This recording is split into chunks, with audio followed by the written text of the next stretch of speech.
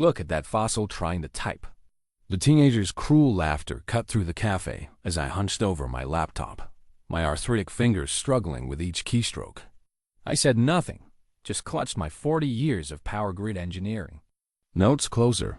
The same knowledge they desperately need 12 hours later when the entire city went dark. The mockery wasn't new. Since retiring from the city's electrical authority 3 years ago, I'd become invisible, a relic of analog systems, replaced by sleek automation and algorithms.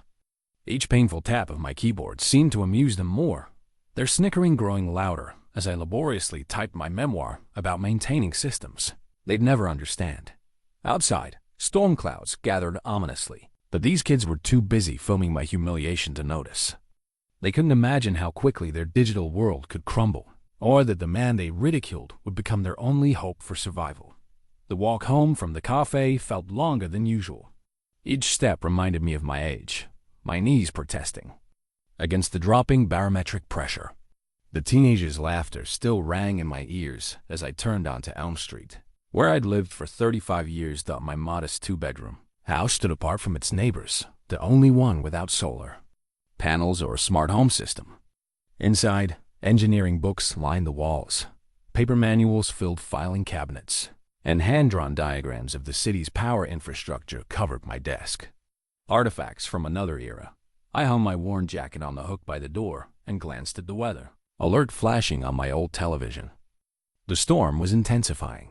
I knew what that meant for our fragile grid. The power flickered briefly, just enough to reset my microwave clock. Most people wouldn't notice, but to me, it was like hearing a patient's irregular heartbeat. Something wasn't right.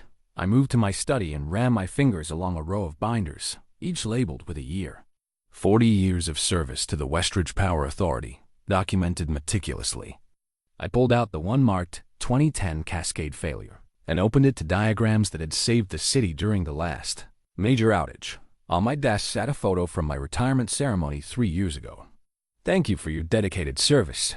The plaque read, presented the same week they announced the complete automation of the system I had maintained for decades. The modernization, they called it. The irony wasn't lost on me. They thanked me for my service, then promptly made everything I knew obsolete. Beside that photo was another, my daughter Sarah, at her college graduation. She worked for a tech company now, designing apps. We barely spoke anymore. Our last conversation had devolved into an argument about my refusal to get with the times.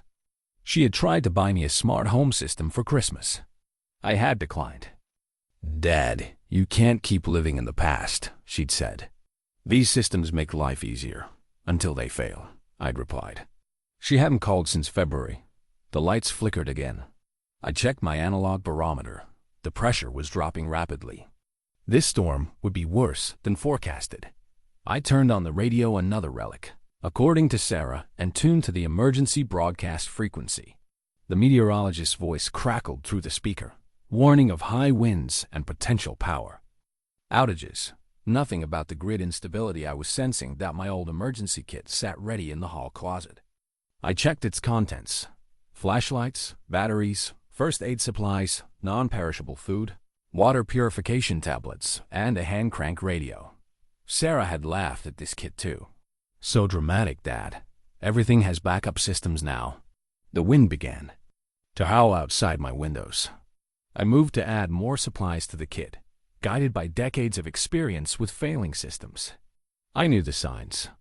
The new automated grid had never been tested by a storm of this magnitude. As I packed extra blankets, my mind returned to the teenagers at the cafe. Their world was so different from the one I had grown up in. They had never known life without instant connectivity, without the comfort of technology at their fingertips. Their mockery stung, but it was their vulnerability that troubled me more.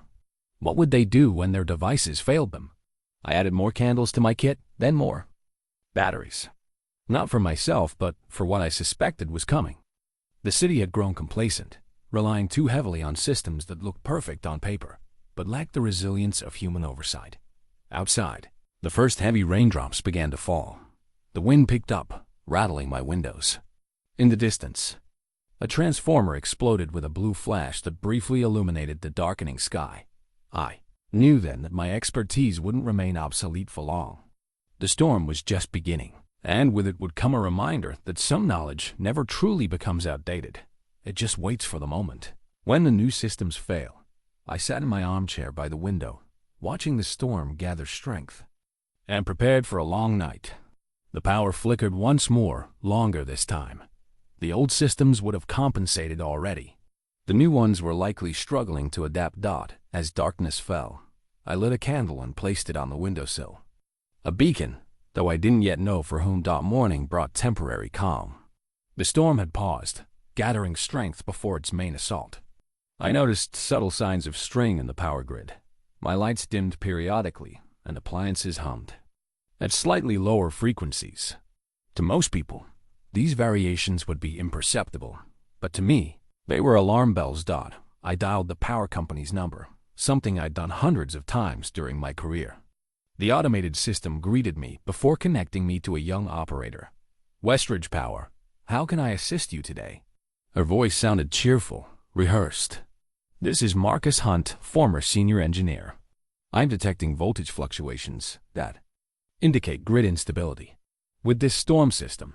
"Sir," she interrupted, "our monitoring systems show all networks operating within normal parameters. The fluctuations are subtle, but consistent with pre-failure patterns I've observed in Mr. Hunt." Her tone shifted to one I recognized, the voice used for anxious elderly callers. "Our automated systems are state-of-the-art. They would detect any concerning patterns before a human could notice them." I tried again. The cascading failure of 2010 began with similar symptoms. "If you check the archived, I can assure you." "Sir, today's systems bear no resemblance to those from 14 years ago.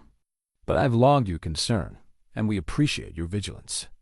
The dismissal was polite but firm. I was just another old man, jumping at shadows. After hanging up, I decided to walk to the hardware store. More batteries wouldn't hurt, and I needed the exercise to clear my head. The clouds were returning, darker now, and the air felt charged with electricity. The hardware store was unusually busy, others sensing the storm's threat. As I examined flashlights, a familiar laugh caught my attention. The teenager from the cafe and the ringleader was in the camping aisle with friends, filming each other trying on headlamps. I ducked my head, hoping to avoid another humiliating encounter, but it was too late. "Hey, look who it is." Two-Finger. "Typist?" His voice carried through the store. "Stocking up on technology from your era?" His friends laughed, but one girl among them didn't join in. She glanced at me, then back at him. "Knock it off, Zack." "What?" "I'm just saying hello to our friend here. Probably buying a typewriter, right, old man?" I selected my flashlights and turned away, but the girl approached me. "Sorry about him," she said quietly. "Zack can be a jerk sometimes."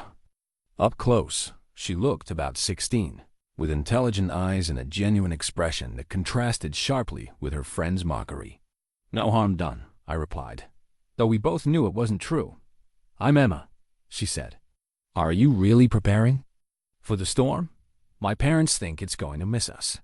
"It won't miss us," I said, "and it's going to tax our power infrastructure beyond what it can handle." She looked genuinely interested. "How do you know?" 40 years maintaining these systems. They've removed too many manual backups in the new design. It's efficient until it isn't. She nodded thoughtfully. Like removing the headphone jack from phones. More streamlined until your wireless earbuds die. I smiled at the comparison. Something like that, but with more serious consequences. "Emma, let's go," Zack called from the front of the store. She hesitated. What should people do to prepare? Water. Food that doesn't need refrigeration. Light sources that don't need power. And somewhere warm to sleep. She nodded, taking my words seriously. "Thanks, Mr. Hunt." "Marcus Hunt." Thanks. "Mr. Hunt." She rejoined her friends, while Zack shot me another mocking glance. At home, I added my purchases to the emergency kit and watched the sky darken. The Weather Service had upgraded the storm to a severe warning. Local news recommended charging devices as their primary preparation advice. I checked my supplies again. Water containers filled. Bathtub lined with plastic and filled to 4. Flushing toilets if the water pumps failed. Canned food organized. Battery-powered radio tested. Fireplace stocked with wood. My phone rang, a rare occurrence these days. The caller ID showed Westridge Power Authority. Marcus? It's David Chun. My former colleague, now a manager in the control room. We'd lost touch after my retirement. David, good to hear from you. Calling about my report? A pause. What report? The fluctuations I called in earlier. No, nothing about that. His voice lowered. Listen, I wanted to check if you still had your old manuals. The ones about the substation bypass procedures. My pulse quickened. Yes, why? Just reviewing contingencies. His tone was too casual. The storm's looking nasty. David, what are? You seeing? Another pause. Nothing concrete. Just ... the system's throwing some anomalies the younger guys don't recognize. Frequency harmonics in the distribution network. You noticed? From my toaster, David, it's not right. He sighed. Keep those manuals handy, Marcus. And maybe stay near your phone. The line went dead, and with it, the last of my doubts. If David was worried enough to call me, the situation was worse than I thought. Outside, the wind rose again, bending trees and sending trash cans rolling down the street. The real storm was arriving, and with it, a test that the modernized grid wasn't prepared to face. I placed my old manuals on the kitchen table and waited as the lights began to flicker. More persistently. It wouldn't be long now. The first power surge hit at 6:42 p.m. My lights brightened to an unnatural intensity, then dimmed dramatically. The television emitted a high-pitched whine before shutting off completely. Outside, a transformer exploded with a blue-green flash, followed by another. Then another, a cascade of failures illuminating the darkening sky like premature fireworks. I moved to my window, watching as entire blocks went dark. The pattern was familiar, the grid shedding load in sections, trying desperately to stabilize itself. But this wasn't an orderly shutdown. This was panic, electronic systems making thousands of automated decisions without human oversight, and making them wrong. The wind howled now, driving sheets of rain horizontally. Through gaps in the downpour, I could see neighbors emerging from houses, looking up and down the street in confusion, their faces periodically illuminated by lightning. Most would be checking their phones, finding no signal, wondering why their smart homes had suddenly become dumb boxes. My landline rang. David again. Marcus, it's happening. The automated load balancing isn't compensating correctly. The substations are. Static interrupted his words. Manual override, but the younger engineers don't. More static. Remember the 06 protocols? Southern and eastern distribution loops need to be isolated first, I said immediately. Then reset the protection relays on the main trunk lines before. The line went dead. I put the phone down, knowing David had his answer, but doubting he'd be able to implement it. The modern control room was designed for monitoring, not intervention. Another surge, stronger than the first. My remaining lights flared painfully bright, then extinguished altogether. The refrigerator's hum ceased. The electric clock on my microwave blinked once, then faded to black dot total darkness. I didn't need to fumble for a flashlight. I knew exactly where it was.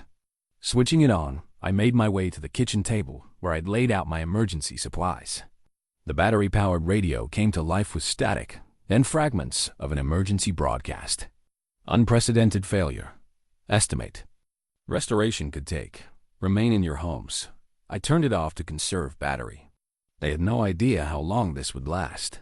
Through my window, I watched the city disappear section by section. The hospital's lights flickered, then stabilized backup generators kicking in, but those had limited fuel. The downtown skyline darkened. Next, then the shopping district. The university campus held out longer, then succumbed. Within 20 minutes, the only lights visible were headlights of cars navigating suddenly darkened streets. And even these were fewer than I'd expected. The smart traffic system would be down. Digital signals inoperable. Modern vehicles with computerized engines might be stalling. The city was designed to be efficient, not resilient. I lit several candles, placing them strategically around my living room. Their warm glow was comforting, familiar. I'd grown up with power outages in the 60s. This wasn't new to me, but it would be alien to an entire generation raised with uninterrupted connectivity. My thoughts turned to Emma, the teenager from the hardware store. Had she heeded my warning? Prepared supplies? Her friend Zack seemed the type to dismiss any preparation as unnecessary paranoia. The storm's intensity peaked. Around midnight, my house creaked and groaned under the assault. Occasional crashes indicated falling branches or wind-thrown debris. I dozed in my armchair, waking at each new sound, checking that my candles remained safe, and listening to occasional updates on the radio. By 3 a.m., the worst of the wind had passed, though rain continued to fall heavily. I stepped onto my porch, briefly surveying what damage I could see in the beam of my flashlight. Fallen trees, scattered debris, but my house had weathered the storm intact. The darkness was complete and oddly beautiful.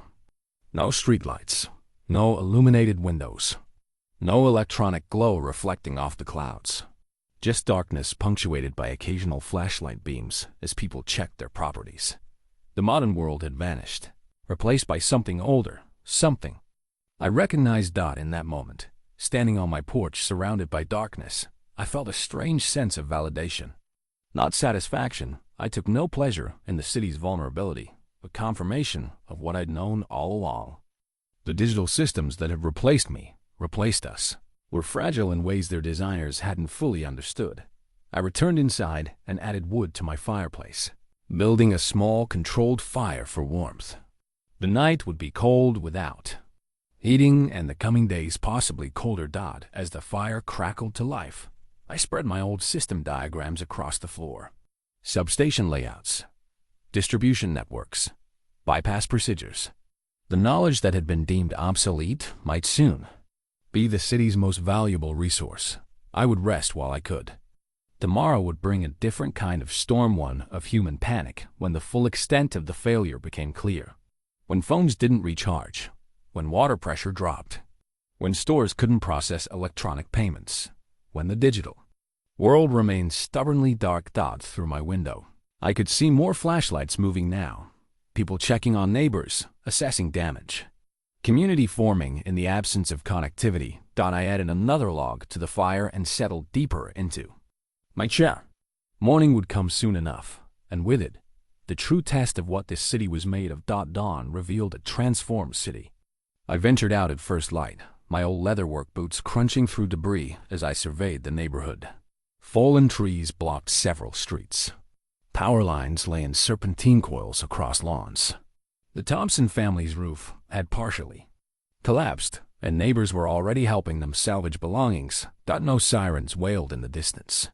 No emergency vehicles navigated the debris. Even city services relied on digital communications now. Mrs. Abernathy, my 82-year-old neighbor, stood on her porch, looking disoriented. "Marcus," she called, "do you know when they'll fix the power? My medication needs refrigeration." I crossed to her yard. "It might be a while, Eleanor. Do you have ice packs?" "In my freezer, but it's not cold anymore." "Let me help," I said, following her inside. Her house was meticulously organized. I found a small cooler and placed her medication inside with ice packs. "This should keep it cool. Today, I have more ice packs at home if these warm up." She squeezed my arm. "Thank you. No one from the power company is answering. Their systems are down too," I explained. "The automation they installed can't handle this kind of failure." "Not like when you worked there," she said. "You boys always had us back up quickly." I smiled at her confidence. "We'll see what can be done."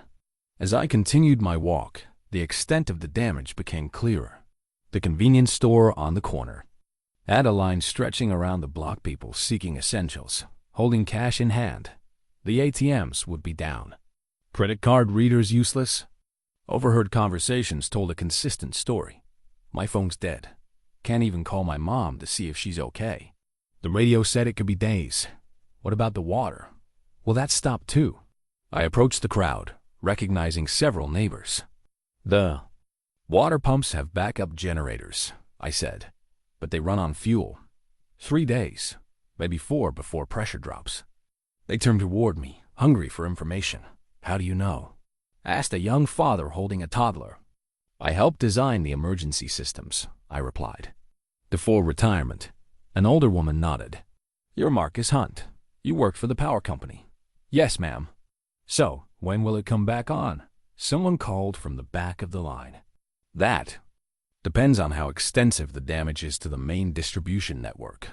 The automated systems have failed, which means they'll need to revert to manual operations. Few people know how to do that anymore. Their faces fell as my words sank in. What can we do? The young father asked. Conserve resources. Share what you have. Check on vulnerable neighbors. I gestured to the convenience store. Buy what you need, not what you want. Cash only now. They nodded, the gravity of the situation settling over them. As I turned to continue my assessment, I spotted a familiar group of teenagers across the street. Zack and his friends, including Emma, stood beside a stalled electric car. Zack was frantically tapping his phone screen. It's completely dead, I heard him say as I approached. And we can't charge it anywhere. The cell towers are down anyway, said another boy. It wouldn't matter if it was charged. Emma noticed me first. Mr. Hunt. The group turned, Zack's expression shifting from frustration to recognition, then embarrassment. You're the guy from the cafe, he said, his mocking tone replaced by uncertainty. And the hardware store. Marcus Hunt, I introduced myself. Having car trouble? It just died, Zack said. My dad's car. He let me borrow it, and now it won't start, and we can't get home. Where's home? Ridgeview Heights, Emma answered. About 5 miles. Too far to walk safely with debris blocking many streets. Modern electric vehicles depend on their computers, I explained. The surge probably fried some circuits. So we're stuck here? Zack's voice had lost its teenage bravado. How long has it been since your last meal? I asked, noticing their drawn faces. They exchanged glances. Last night, Emma said. We were at Tyler's house for a gaming tournament when everything went out. And your parents? Can't reach them, Zack said, holding up his dead phone. Can't reach anyone. I considered my options. These kids needed help, regardless of past behavior. My house is 3 blocks that way, I pointed. I have food and water. You can wait there until it's safer to walk home. Their relief was palpable, though Zack tried to maintain some dignity. We don't want to be a burden, he said stiffly. In emergencies, we help each other, I replied. That's how communities survive. As we walked, I explained what I believed had happened to the power grid. They listened with surprising attention, even Zack. So, the whole system is fried? He asked. Not fried. Overwhelmed and improperly shut down. The automated systems tried to compensate for fluctuations, but made cascading errors without human oversight. But they can fix it, right? Emma asked. Turn it back on? It's not like flipping a switch, I explained. The grid needs to be carefully rebalanced, section by section. That requires manual intervention at key substations. By people who know the old systems, Emma concluded. I nodded. People with hands-on experience. People like you, she said. Quietly, Zack looked at me with new eyes, reassessing. We reached my house, where a small fire still burned in the fireplace. The teenagers gravitated toward its warmth. Sit, I instructed. I'll make something to eat. In my kitchen, I assembled sandwiches from my supplies. Through the doorway, I could see the teens huddled together, their typical teenage facade stripped away by circumstances. Without their devices, without connectivity, they seemed younger, more vulnerable. As I arranged food on plates, I heard Zack's voice, quieter than before. Do you think our parents are okay? The highways have emergency power, I called from the kitchen. Traffic systems for main routes should be functioning. They're probably just unable to contact you. I returned with the sandwiches and watched as the teenagers ate with the unrestrained hunger of youth. Their world had been upended overnight, and they were adjusting, moment by moment. Outside my window, more people moved through the streets now, checking on neighbors, sharing information. The community was adapting, finding its footing in this suddenly low-tech world. And for the first time in years, I felt needed again. The teenagers were midway through their second sandwiches when a knock came at my door. David Chun stood on my porch, his Westridge Power Authority jacket soaked, dark circles under his eyes. "Marcus," he said, relief evident in his voice. "Thank God you're home." I ushered him inside. "What's the situation?" He nodded briefly at the teenagers before answering. "Catastrophic. The main substations are locked in safety mode. The automated systems are completely offline. We've got limited manual access," but he lowered his voice. "None of the new engineers know how to operate the legacy systems. The manuals were all digitized. And now inaccessible," I finished for him. "Exactly. The hospital's running on generators, but they've got maybe 36 hours of fuel left. Water treatment is similar.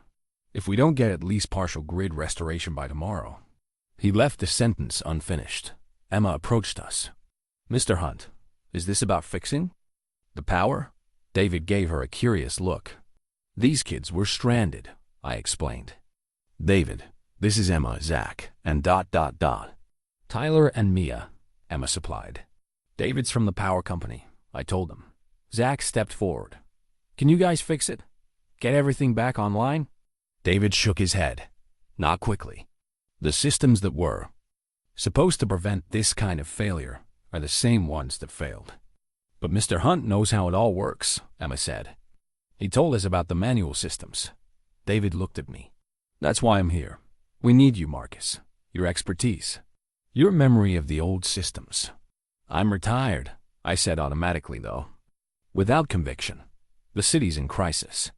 The mayor's declared a state of emergency. We're setting up a command center at the community center on Maple Street. It's got a generator and space for people to gather." He held my gaze. "We need you." "There." I glanced at the teenagers, then back at David. "What about these kids? Their parents can't reach them. Bring them along. The center's becoming a gathering point. Their families might look for them there." I considered my options. The community center was a 20-minute walk in good conditions. With debris-strewn streets, it would take longer. "Let me gather some supplies," I said finally. I moved around my house efficiently, packing essential tools, my old manuals, extra flashlights, and water bottles into a backpack. The teenagers watched silently. "Ready?" I asked them. They nodded, suddenly solemn. Outside, the sky remained ominously dark. More people filled the streets now, some heading in the same direction we were. Word of the community center was spreading. "Mr. Hunt," Emma said as we walked, "could you teach others how to fix the power? Like pass on your knowledge?" I considered her question. "It's not simple. The systems are complex. It took years to master them. But you could show the basics, right? Enough to get things working again?" "That's the plan," David interjected. "Marcus will advise our engineers." Zack had been quiet, but now he spoke up. "Like how you do a hard reset on a frozen computer?" I smiled despite myself. "Something like that, but with a city-sized power grid and components that could kill you if handled incorrectly. That's why we need experts," David said, glancing at me. We turned onto Maple Street, where a stream of people converged on the community center. The building's lights were on one of the few illuminated structures in the city. Inside, organized chaos reigned. Tables had been set up for various services: medical aid, family reunification, food distribution. A table near the back held maps and diagrams, the makeshift command center. "The power company's over there," David said, pointing. "I'll take Marcus over. You kids should check the family reunification table." Emma hesitated. Can I come with you instead? I want to learn about the power systems." David looked surprised, but I nodded. "She's got a good mind. Ask the right questions." "Fine," he conceded. "But stay out of the way." As we approached the command center, I noticed the engineers, young men and women in Westridge uniforms, looking overwhelmed. Charts and laptops running on battery power covered the tables. They were trying to model the grid failure without understanding its fundamental architecture. "Everyone," David announced. "This is Marcus Hunt, senior engineer, retired. He designed many of our legacy systems and knows them better than anyone." Their expressions ranged from skepticism to desperate hope. A young woman with a supervisor's badge stepped forward. Jessica Chun, Operations Supervisor. She offered her hand. Number. Relation to David. Marcus, I replied, shaking her hand. David says you might be able to help us understand what happened and how to restore power. I can try. She gestured to their diagrams. We've mapped the cascade failure as best we could, but we're missing something fundamental. The automated systems should have prevented this. I studied their work. The automated systems are the problem. They're designed to handle predictable failures, not compound cascades. Can you explain? I set down my backpack and pulled out a marker. On a blank section of their map, I began to draw the city's power infrastructure as I knew it, not the simplified digital schematic they had, but the actual physical layout with all its complexities and idiosyncrasies. The grid isn't just what's in your computers, I explained. It's the actual transformers, switches, and lines, many installed decades ago. When your automated systems detect a fault, they isolate sections to prevent wider failure. The engineers gathered around, watching as my diagram took shape. But, in this case, I continued, the storm created multiple simultaneous faults. The automation isolated so many sections that it effectively fragmented the entire grid. Then, when it tried to restore connections, it created feedback loops in the distribution network. Like a traffic system sending cars in circles, Emma suggested from behind me. I nodded. Good analogy. Jessica frowned. So how do we fix it? We need to manually reset the grid's protection systems, then restore power section by section, starting with critical infrastructure. I pointed to key locations on my diagram. Hospital first, then water treatment, then outward from there. That would require physical access to substations, one engineer said. Many of them are remote or difficult to reach with roads blocked. And manual operation of systems we've never touched, added another. That's why I'm here, I said simply. I'll walk you through it. Jessica's skepticism hadn't fully abated. Mr. Hunt, with all due respect, our systems have evolved significantly since your time. The interfaces have changed, I acknowledged. The underlying physics hasn't. Electricity still flows the same way it did 40 years ago. Emma stepped forward unexpectedly. If the new systems were so great, why did they fail? Maybe it's time to listen to someone who knows the old ways. The room fell silent. Jessica stared at the teenage girl, then at me. She makes a fair point, David said, quietly. Jessica sighed. All right, Mr. Hunt, where do we start? I spread my old manuals on the table. First, we need teams. 4 engineers per substation. I'll train each team on the specific procedures they'll need. As I began organizing the work, I noticed Zack hovering at the edge of our group, listening intently. I thought you were checking for your parents, I said. They're not on the list yet, he replied. And this seems more important, right? Now, I studied him for a moment, seeing something new in his expression, a genuine interest, perhaps even respect. Then pull up a chair, I said. We need all the help we can get. He did, sliding in beside Emma, both teenagers suddenly part of this makeshift emergency response team, students in a classroom where the subject was bringing their world back to life. The community center's main hall transformed into an impromptu classroom. Using a flip chart and markers tools from a bygone era, I sketched the city's power infrastructure as young engineers gathered around. Their digital training hadn't prepared them for this analog emergency. The grid isn't just a network diagram, I explained, drawing interconnected lines and nodes. It's a living system with its own quirks and personalities. This substation floods during heavy rain. This one runs hot in summer. This transmission line sags when overloaded. Jessica frowned. None of that is in our digital models. Because it can't be easily quantified, I replied. It's experiential knowledge. I continued, drawing, my hand steady despite my age. Here's our first priority, the hospital circuit. It's running on generators now, but those will fail soon. The substation that feeds it is here. I circled the location. It has manual bypass switches that can circumvent the automated systems. But those switches haven't been used in years, David interjected. Which is why they'll probably still work, I said with a small smile. Sometimes simpler is more reliable. Emma and Zack sat at the edge of the group, absorbing every word. Their presence was unusual in this technical briefing, but no one questioned it. In a crisis, conventional protocols dissolved. Mr. Hunt, Emma raised her hand like we were in school. If the automated systems failed, why would we trust them? Again, once power is restored. A murmur ran through the engineers. It was the question they'd been avoiding. We won't, not entirely, I answered. We'll need to implement hybrid control, manual oversight of critical junctures, while allowing automation to handle routine functions. Like having both a self-driving car and a human driver, Zack suggested. I nodded. Exactly.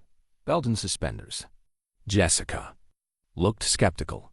That would require a complete operational redesign. Yes, I agreed. But first, let's get the power back on. I divided the engineers into teams, assigning each to a critical substation. As I explained specific procedures to each group, I noticed their initial skepticism fading. These young professionals were well-trained, but had never faced a system-wide failure. They'd never had to think beyond their screens and simulations. Team Alpha will handle the hospital substation, I concluded. Team Beta, water treatment. Team Gamma, the downtown distribution hub. Jessica reviewed the assignments. We're still short-staffed. Some of our people couldn't make it in. I hesitated before suggesting, what about volunteer assistants? People who can follow instructions and act as extra hands. Civilians? She looked doubtful. I'll go, Emma volunteered immediately. Me too, Zack added, surprising everyone, including himself. Jessica started to object, but I interrupted. They're smart kids. They can help with basic tasks, freeing your engineers for technical work. They're minors, she protested. I'm 18, Emma said, and Zack's birthday was last month. Jessica looked to David, who shrugged. We need the help. Fine, she conceded. But they stay with their assigned engineers at all times. No exceptions. I assigned Emma to Team Alpha and Zack to Team Beta, pairing them with experienced engineers who could supervise them closely. Before you head out, I said to the assembled teams, let me show you what you're looking for.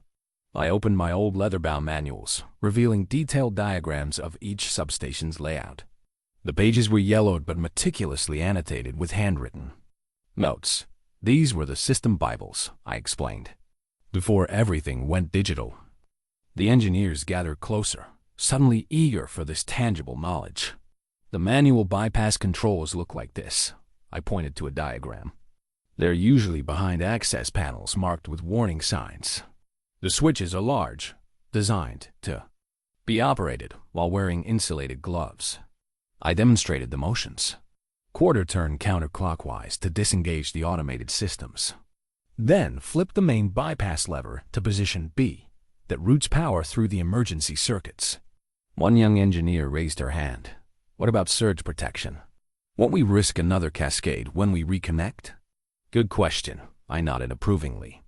You'll use the phase synchronization gauge's analog dials near the bypass controls. Don't reconnect until the needles align in the green zone. I continued through specific procedures for each team, answering questions, addressing concerns. The engineers took careful notes, pen on paper, a method many hadn't used since college. Zack, who had been listening intently, suddenly spoke up. It's like restoring from a backup, right? Going back to a known good state before adding complexity. I smiled at the computer analogy. That's exactly right. We're rolling back to the system's most basic, stable configuration before attempting to restore more complex functions. Jessica checked her watch. Teams should deploy within the hour. We need that hospital back on grid power before the generators fail. As the groups dispersed to prepare their equipment, Emma approached me. Mr. Hunt, I just wanted to say, thank you for including us, and for taking us seriously. You've earned it, I replied. You ask good questions and make smart observations. It's different from what they teach us in school, she said. They're all about coding and digital systems. No one talks about how things actually work underneath. That knowledge is disappearing, I admitted. When my generation retires, much of it goes with us. Books and manuals get digitized, but experience, that's harder to transfer. She nodded thoughtfully. Maybe that's something that needs to change. Across the room, I noticed Zack deep in conversation with his assigned engineer, pointing at something in the substation diagram. His usual swagger was gone, replaced by focused attention. David approached with radio equipment. We've got hand-cranked emergency radios for each team. Limited range, but better than nothing. Like the ones you used to mock me for keeping. I noted with a wry smile. He had the grace to look embarrassed. We all owe you an apology, Marcus. The department dismantled too many legacy systems without understanding their value. Save the apologies for later, I replied. Right now, we have work to do. As the teams gathered their equipment and prepared to head out, I felt a strange mixture of emotions. Pride in seeing my knowledge still valued, concern for the dangerous work ahead, and something unexpected hope, sparked by seeing young people, like Emma and Zack, engaging with systems they'd previously taken for granted. Knowledge wasn't just power. In this moment, knowledge would restore power to hospitals, homes, and a city that had forgotten the value of understanding how things truly worked. The community center buzzed with controlled urgency as teams prepared to depart. I would remain at the command center, coordinating efforts via radio while David and Jessica managed field operations.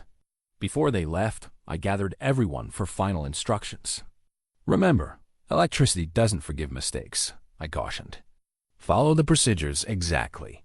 Wear your safety gear at all times. If anything's wrong, stop and radio in. The engineers nodded solemnly. Many looked nervous. Their training hadn't covered manual interventions like these. One more thing, I added. The digital systems you're used to are sophisticated, but the manual systems are robust. Trust them. They were designed to work under the worst conditions. As the teams filed out, Zack lingered behind. Mr. Hunt, he said, his voice uncharacteristically hesitant. I just wanted to say I'm sorry about the cafe. And the hardware store. I was a jerk. I hadn't expected this. Thank you, Zack. That takes character to admit. It's just ... he struggled for words. You seemed, I don't know, ... obsolete. But you're not. You know things that matter. We all have different kinds of knowledge, I replied. What you know? About technology that matters too. It's just different. He nodded, then hurried to catch up with his team. Over the next hour, I tracked their progress via radio updates. Team Alpha reported reaching the hospital substation. Team Beta had encountered a blocked road, but found an alternate route to the water treatment facility. Team Gamma was still en route to downtown. Alpha team reporting, crackled the radio. We've accessed the substation control room. Proceeding to locate manual bypass systems. I pictured them navigating the dimly lit substation with flashlights, searching for controls that hadn't been touched in years. Hunt here. Look for a gray metal panel marked Emergency Override. It should be on the east wall. Silence, then. Found it. There's a lot of dust. Use the insulated tools to open it. You'll see 3 large red switches inside. More silence. Then Emma's voice came through, excitement evident despite the static. We found them, Mr. Hunt. They look exactly like your drawings. Good. Now remember the sequence. Disengage automation first. Then reset protection relays. Then prepare for manual routing. The radio fell silent again as they worked. I exchanged glances with the remaining staff at the command center. This was the moment of truth. The radio crackled back to life. Alpha Team, we've disengaged automation and reset the relays. Ready for power routing procedure. Excellent, I replied. Now the tricky part. You need to check phase synchronization before proceeding. The analog gauges are functioning, came the response. Needles are moving but not aligned. That's normal. The system needs time to stabilize. Watch the gauges and wait for alignment before throwing the final switch. The minutes stretched painfully as we waited. Finally, gauges aligned in green. Zone. Proceeding with final switch activation. I held my breath. Power flow established. Readings are stable. Hospital circuit is energized. A cheer erupted in the command center. First success. Team Beta reporting, came the next call. We've reached the water treatment facility substation. Beginning bypass procedure. Copy, Beta. Remember to verify all safety lockouts before proceeding. As Beta team worked, I picked up another transmission, Zack's voice, unmistakable even through the static. Mr. Hunt, the engineer wants me to ask you about the secondary failsafe system. There's some kind of mechanical lock we can't release. That's the maintenance lockout, I explained. There should be a red key in the emergency kit. Found it, he confirmed moments later. Insert it into the keyway below the main panel and turn clockwise while pulling the lever. It worked. The excitement in his voice was palpable. Beta team completed their procedure shortly after, restoring power to the water treatment plant. 2 critical systems back online. Team Gamma reported more difficulty at the downtown substation. A tree had fallen onto the facility, damaging the external access. They had to find another way in. As we waited for their update, David approached me. This is working, Marcus. Your methods are bringing the systems back. One section at a time. I cautioned. We still have a long way to go. But it's progress. Real progress. He hesitated. The mayor's asking if you consider a more permanent role. Consulting on resilience planning. I raised an eyebrow. I thought I was obsolete. None of us think that anymore. Before I could respond, the radio crackled again. Team Gamma reporting. Success after finding an alternate access route. Downtown was coming back online. Over the next several hours, more teams deployed to additional substations, each following the procedures I'd outlined.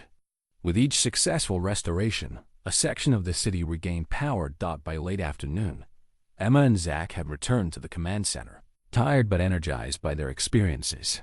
It was amazing, Emma told me, seeing how it all connects, how physical it all is. The engineer let me throw one of the switches. Under strict supervision, added the engineer who'd accompanied her, but she was smiling. Zack was equally animated. We had to use actual tools, not just tapping screens or typing commands. Real wrenches and levers that physically moved things. That's how systems worked before everything became digital, I explained. Direct mechanical connections. It's kind of beautiful, Emma said thoughtfully. You can see cause and effect. As day turned to evening, about 40% of the city had power restored. Critical infrastructure first, then expanding outward. Progress was slower than with fully automated systems, but steadier, more deliberate. The mayor visited the command center, shaking hands and thanking everyone.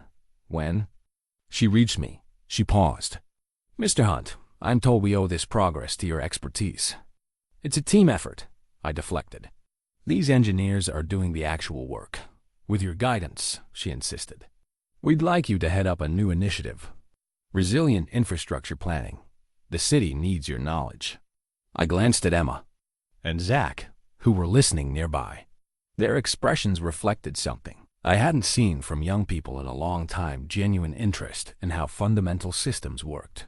I'll consider it, I told the mayor. But I have one condition. Name it. The program needs to include mentorship, training young people in both digital and analog systems, building institutional knowledge that doesn't disappear when people retire. She followed my gaze to the teenagers. I think that can be arranged. As night fell, more sections of the city illuminated, one by one. The power was returning, not through sophisticated algorithms and automated responses, but through human hands guided by hard-won knowledge that had almost been lost. It wasn't just electricity being restored. It was a connection between generations, between past and future, between different ways of understanding the world. Morning brought a changed city. Nearly 60% of power had been restored overnight as teams worked through darkness to reactivate substations. The community center had transformed into a well-organized operation, with volunteers managing food distribution, medical assistance, and family reunification. I had managed a few hours of sleep on a cot in a back office, waking stiff but ready to continue. As I entered the main hall, Jessica approached with a tablet running on battery. Power. We've mapped the restoration progress, she said, showing me the display. Green sections have power, yellow are in progress, red still dark. I studied the map. The north side substation should be next. It feeds several residential neighborhoods. Team. Delta is preparing to head there now. She hesitated. Zack asked to join them. He's been helpful? Surprisingly, yes. He has a good mechanical aptitude and follows instructions carefully. She smiled slightly. Once he stops trying to impress everyone, I nodded. Let him go, but make sure. Proper supervision, safety. Gear, yes, she finished. I've already briefed the team. As Jessica left to coordinate the day's operations, I noticed Emma organizing supplies for the outgoing teams. Batteries, radios, tools, emergency kits. You've been here all night? I asked, approaching her. She nodded. Couldn't sleep anyway. My parents finally made it to the center late yesterday. They're helping with food distribution. They must be relieved to find you safe. They were. She continued sorting equipment. I told them about helping at the substation, about what you taught us. And my dad was impressed. Said it was more practical education than a semester of school. She looked up. He's an electrician. Not power grid scale, but he understands systems. This explained her quick grasp of the concepts I'd been teaching. You never mentioned that. Never seemed relevant before. She handed me a clipboard. This is the inventory of remaining emergency supplies. We're running low on batteries. I reviewed the list. The hardware store on Elm might have more. I know the owner. He keeps stock in a basement storeroom. I can go, she volunteered. Take someone with you, I advised. Streets are still hazardous. As. Emma left to organize a supply run. David entered with the mayor and several city officials. They gathered around the command table, and David motioned for me to join them. Marcus, we're discussing next steps, he explained. The mayor wants your assessment. I outlined our progress and remaining challenges. We've restored the most critical infrastructure and are moving to residential areas. At current pace, we should have basic power to most of the city within 48 hours. And full restoration? Asked the city councilman. That's more complicated. The automated systems are compromised. We're essentially building a hybrid control model on the fly manual oversight with limited automation. To fully restore modern functionality will require redesigning those systems with better fail-safes. The mayor nodded thoughtfully. How long? For that? Weeks, possibly months. But the important thing is that essential services will be maintained while that work happens. The meeting continued, officials asking technical questions that I answered as simply as possible. As we concluded, the mayor pulled me aside. Have you considered my offer? The resilience planning position? I'm still thinking about it, I replied. Honestly, don't think too long. We need this expertise institutionalized, not just in emergencies. As the officials departed, Team Delta prepared to leave for the North Side substation. Zack stood among them, wearing a borrowed Westridge Power jacket that was slightly too large for his frame. He looked different, focused, serious, a sharp contrast to the mocking teenager from the cafe. Zack, I called. Got a minute? He approached, adjusting his safety helmet. What's up, Mr. Hunt? Just checking that you're clear on the procedure. For the North Side station. It has some quirks. The engineer briefed me. It's one of the older models, right? With the mechanical interlocks that have to be reset in sequence? I nodded, impressed by his retention. Exactly. Just remember, safety first. Verify before throwing any switch. And if anything seems off, stop and call in. He recited the mantra I'd been drilling into all the teams. You've been paying attention. Yeah, well ... He shrugged, uncomfortable with the praise. It's important stuff. As Team Delta departed, I returned to the command center to monitor their progress. The radio crackled periodically with updates from various teams in the field. Emma returned with additional supplies, reporting that many local businesses were voluntarily opening their storerooms to support the restoration effort. Around midday, an unexpected transmission came through. Command, this is Delta Team. We have a situation at Northside.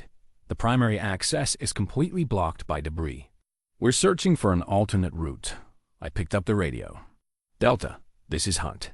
There's a maintenance tunnel on the west side of the facility. It should lead directly to the control room. Copy that. Searching west side now. Minutes passed. Then, found it, but the door's jammed. We're working on it. More time elapsed. The radio remained silent too long. "Delta Team, report status," I requested. Finally, the radio crackled. "Command, we've accessed the tunnel, but there's water inside. Looks like a pipe burst during the storm. Too deep to safely proceed with electrical work." I considered the problem. "Is Engineer Vargas with you?" "Affirmative." "Put him on." After a brief pause, Vargas's voice came through. "Hunt, this is Vargas. Remember the roof access we used during the 2012 renovation? There's a service ladder on the north wall that leads to a hatch. The control panels can be accessed from there." "I wasn't with the company in 2012, Vargas replied. I'd forgotten how young most of these engineers were. "Is Zack there?" "Yes, he's right beside me. Put him on." After some shuffling sounds, Zack's voice came through. "Mr. Hunt? Zack, I need you to relay some detailed instructions. Think you can handle that?" "Yes, sir." For the next 10 minutes, I guided Zack through describing the external features of the substation to locate the service ladder. Once found, I talked them through the safety procedures for accessing the roof during wet conditions. "We're on the roof," Zack reported eventually. "I can see the hatch." "Good. Now, it's probably sealed with weatherproofing. You'll need to clear that before attempting to open it." The team worked methodically, following my instructions relayed through Zack. Eventually, they accessed the control room from above and began the now familiar procedure of bypassing automated systems and restoring manual control. Throughout the process, Zack's voice remained calm and clear as he relayed information between me and the engineers. His questions were precise, his descriptions detailed. He was showing a natural aptitude for this work. When they finally reported success, power flowing to the north side neighborhoods, I felt a particular satisfaction knowing Zack had played a key role. The team returned to the command center late afternoon. Zack sought me out immediately. "Mr. Hunt, that was incredible." The engineer said the substation design was from the 1980s, but it still worked perfectly once we bypassed the modern control systems. "Good engineering lasts," I replied. "Those systems were built to be maintained and repaired, not just replaced." He nodded, then looked down at his hands. "I've been thinking a lot about how I acted before. At the cafe, making fun of your typing. Water under the bridge. No, it's important." He looked up, meeting my eyes directly. I was so caught up in thinking newer is always better. That people who didn't grow up with tech were just outdated. It's a common perspective, but it's wrong. Today showed me that. His expression was earnest. You know what I realized? I'm really good with tech, but I don't understand how most of it actually works. Like, physically works. If something breaks, I can't fix it, I just replace it. I nodded, understanding exactly what he meant. There's value in both kinds of knowledge, Zack. The problem is when we lose one in favor of the other. Yeah, he seemed to be working through something. My dad wants me to go into software engineering. Says that's where the future is. But after today, I'm not so sure that's what I want. What are you thinking? Maybe something that combines both worlds. Something where I can use technology but also understand the physical systems behind it. He laughed softly. Is that even a job? It could be. The world needs people who can bridge that gap. He nodded thoughtfully. Thanks for giving me a chance today. For not just writing me off as some stupid kid. You proved you're far from that. As Zack walked away to help unload supplies, I noticed a new confidence in his bearing. Not the artificial swagger of before, but something more genuine. Something earned. Emma approached, having observed our conversation from a distance.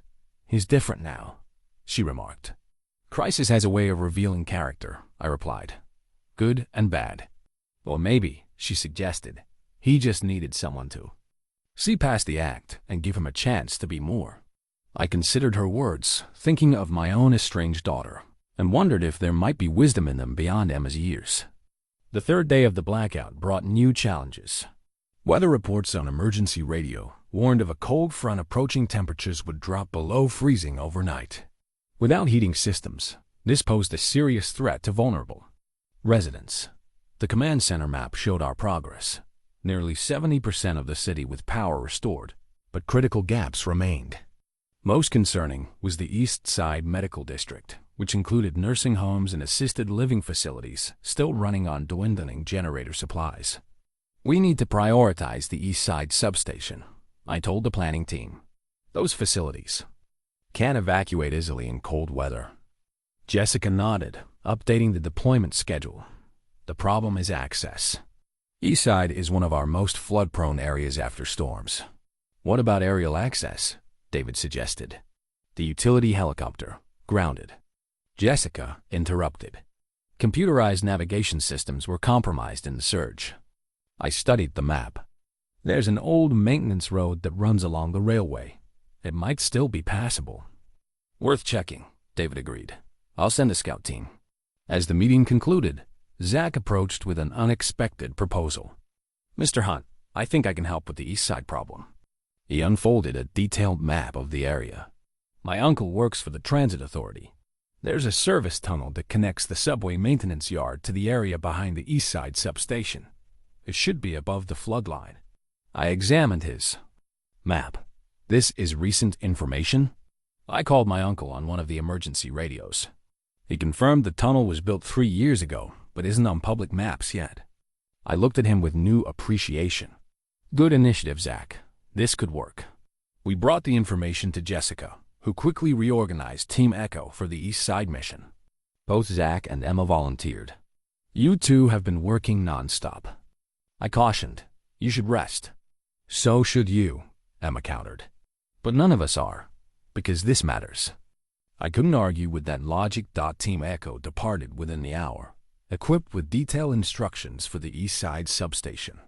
This facility was newer, with a hybrid control system that would be particularly challenging to restore manually. Meanwhile, reports from across the city painted a complex picture. Areas with power were establishing warming centers for those still in the dark. Community kitchens served hot meals. Neighbors checked on the elderly and vulnerable. Crisis had revealed the city's resilience alongside its vulnerabilities. By mid-afternoon, Team Echo reported reaching the substation via the maintenance tunnel. Their initial assessment wasn't encouraging. The automated systems are completely fried, came the engineer's voice over the radio. Looks like a power surge damaged the control circuits. I considered our options. You'll need to bypass the modern controls entirely and connect directly to the analog distribution systems. Is that even possible? This is one of the newest substations. Yes, but it's built on top of older infrastructure. Look for access panels in the floor of the main control room. Silence, then. Found them. They're sealed shut. There should be a toolkit on the east wall with the emergency equipment. The panels are secured with tamper-resistant bolts. More silence as they searched. Tools located, Zack's voice came through. Working on the panels now. For the next hour, I guided them through exposing the original infrastructure beneath the modern control room. Layer by layer, they peeled back technological generations, eventually reaching the basic electrical systems that had powered the city since the 1960s.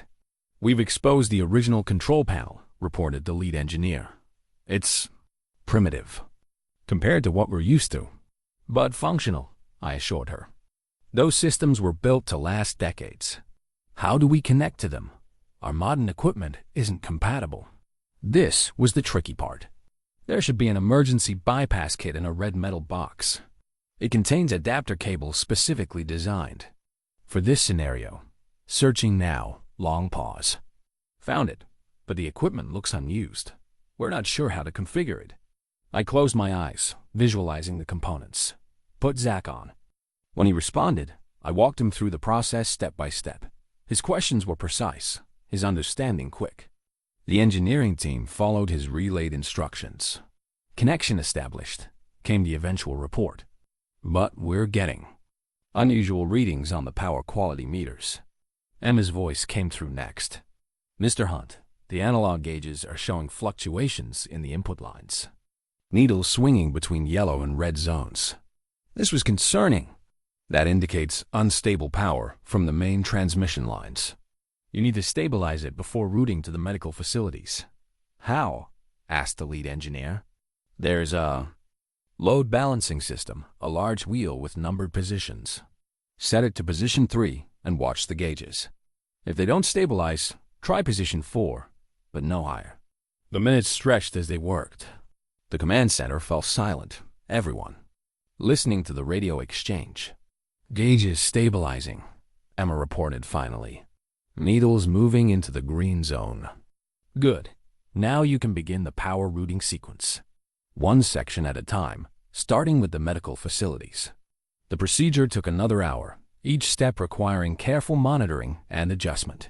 Throughout the process, Zack and Emma relayed information between the engineers and me, their understanding of the systems growing with each exchange. Power flow established to East Medical. Came the triumphant announcement. Confirmed by phone with Riverside Nursing Home. Their lights are on. A cheer erupted in the command center. Another critical section restored. Expanding to residential areas now, the engineer continued, sector by sector. As evening approached, the East Side Medical District and surrounding neighborhoods had power again. Team Echo returned exhausted but successful. I met them at the door. Outstanding work. The lead engineer shook her head in amazement. We couldn't have done it without your guidance. And honestly, these two were invaluable. She nodded toward Zack and Emma. They've become quite the apprentices, I acknowledged. Zack grinned, his face smudged with dirt but eyes bright. That was the most useful I've ever felt in my life. Emma nodded agreement. It's different from school. This is real. People needed us. As they went to get food and rest, David approached with a weather update. Temperatures dropping faster than predicted. Down to 38 now, expected to hit 28 by morning. I studied the map. We still have gaps in coverage. The northwest quadrant is particularly vulnerable older homes, many elderly residents. That's the challenge. Jessica joined us. The northwest substation is the most damaged. Initial reports suggest a direct lightning strike. I ran a hand through my hair, feeling the weight of the decision. We need to try. Those people won't survive a freezing night without heat. The team that checked it said it might be beyond repair, David cautioned. Nothing is beyond repair, I insisted.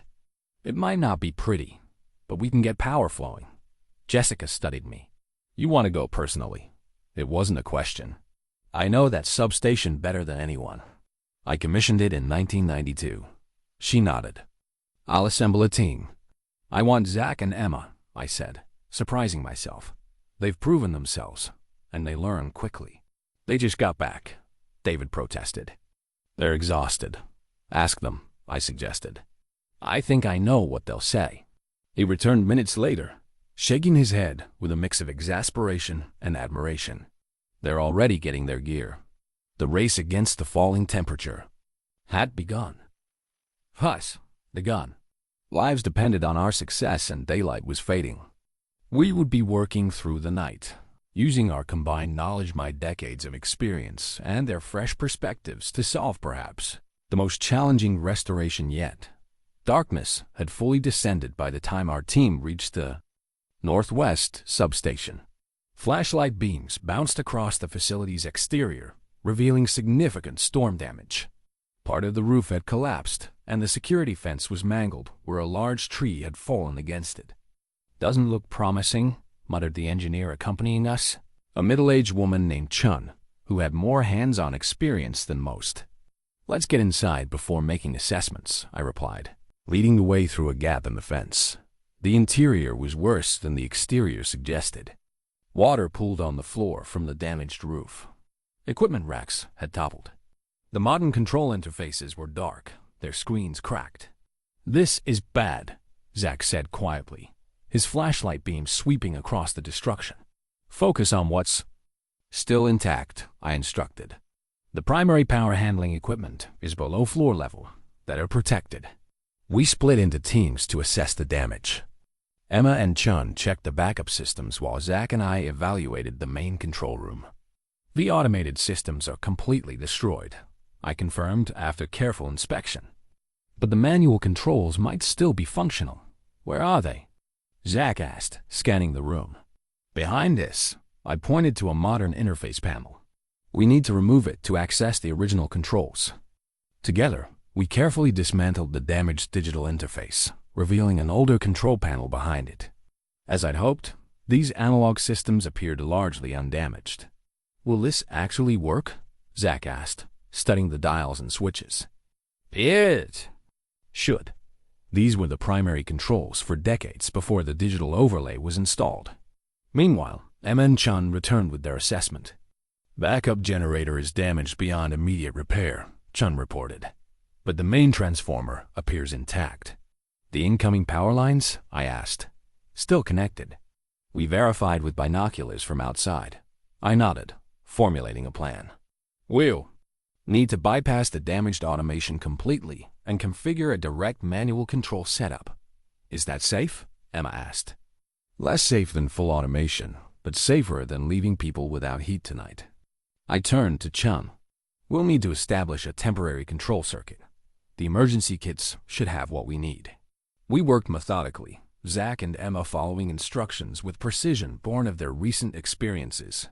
Their questions were fewer now, their movements more confident. They were learning rapidly. "Hand me the insulated clamps," I said to Zack as I reached into a partially flooded access panel. "Shouldn't we cut power first?" he asked, concern evident. "Good instinct," I acknowledged, "but in this case, we need to test connectivity while working. Double-check my insulation gear instead." He examined my rubber gloves and boots carefully. "You're good to proceed." As I worked beneath the panel, my hands began to tremble slightly, not fear, but age catching up with me. Decades of field work had left my joints arthritic, a fact usually hidden behind a desk, but now exposed by precision tasks. "Mr. Hunt?"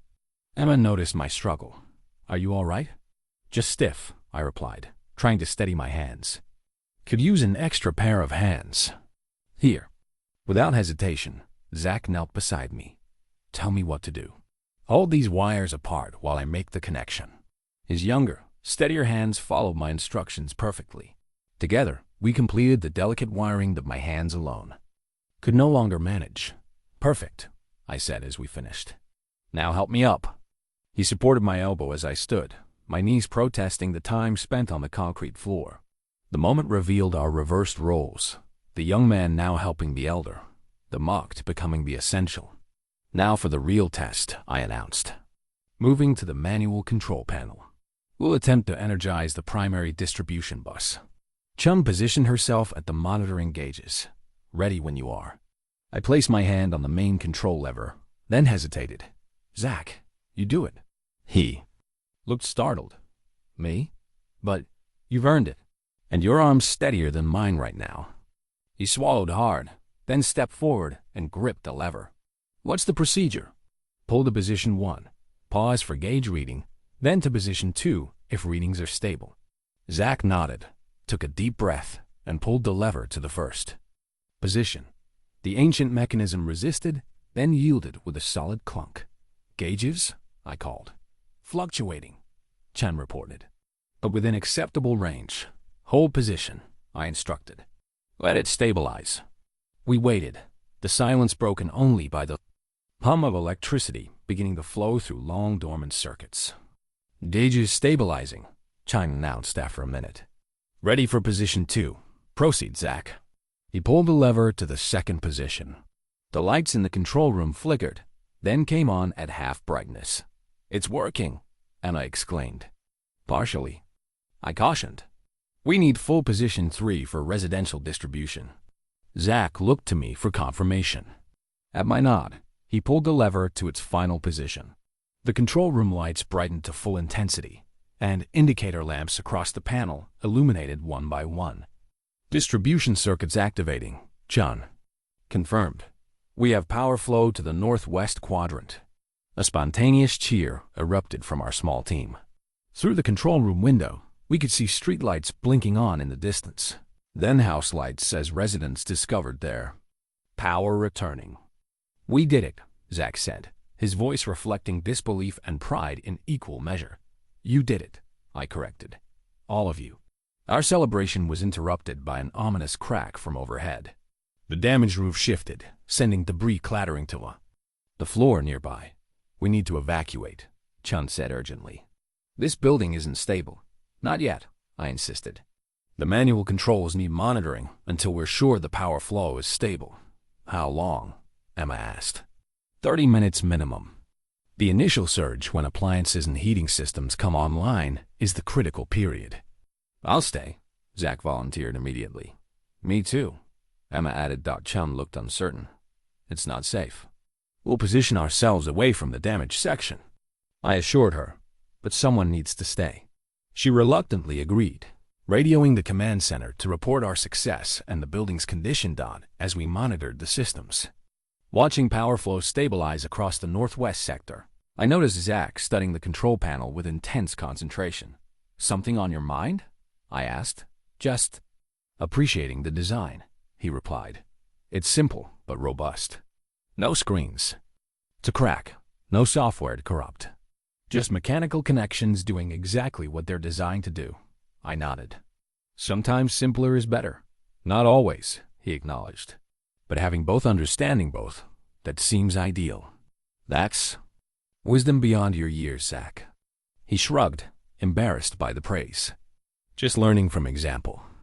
When the 30 minutes had passed, all readings confirmed stable power distribution. We carefully locked the controls in position and prepared to evacuate the damaged building. As we stepped outside, the transformation was visible across the neighborhood.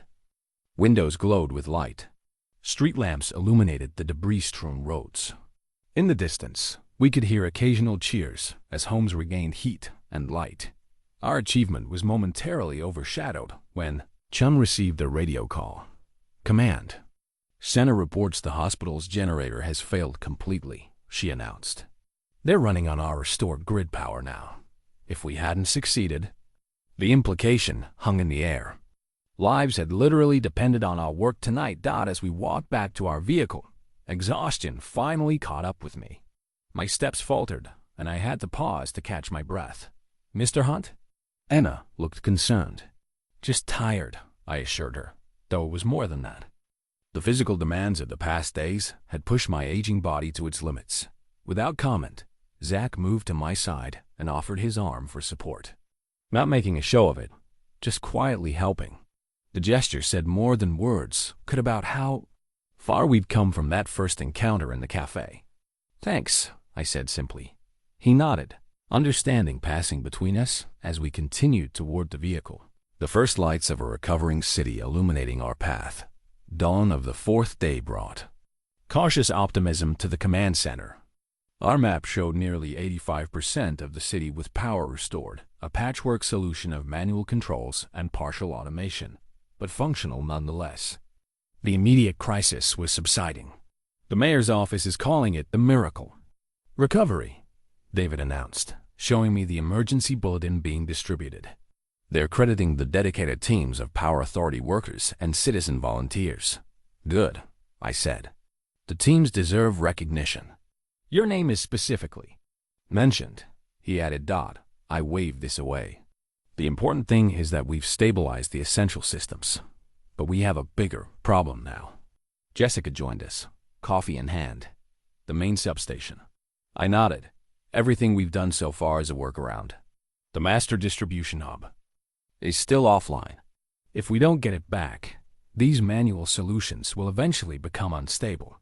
The main substation was the heart of the city's power grid, a massive facility that received electricity from regional transmission lines and distributed it throughout the local network. Without it functioning properly, our restored sections were essentially isolated islands of power, vulnerable to fluctuations and secondary failures. Initial assessment team reported extensive damage, Jessica said, pulling up their notes. Structural damage to the building, water infiltration in the main control center, and complete failure of the SCADA systems. We need to see it firsthand. I insisted. Assessments from engineers who've never seen the original systems might miss alternatives. Are you up for that? David asked, concern evident. After last night, I'm fine, I interrupted, though my body disagreed. Every joint ached from the physical demands of the past days. This is too important to delegate. I'd like to send their best people with you, Jessica said. Zack and Emma have proven themselves, but this requires more experienced engineers. Agreed, I nodded.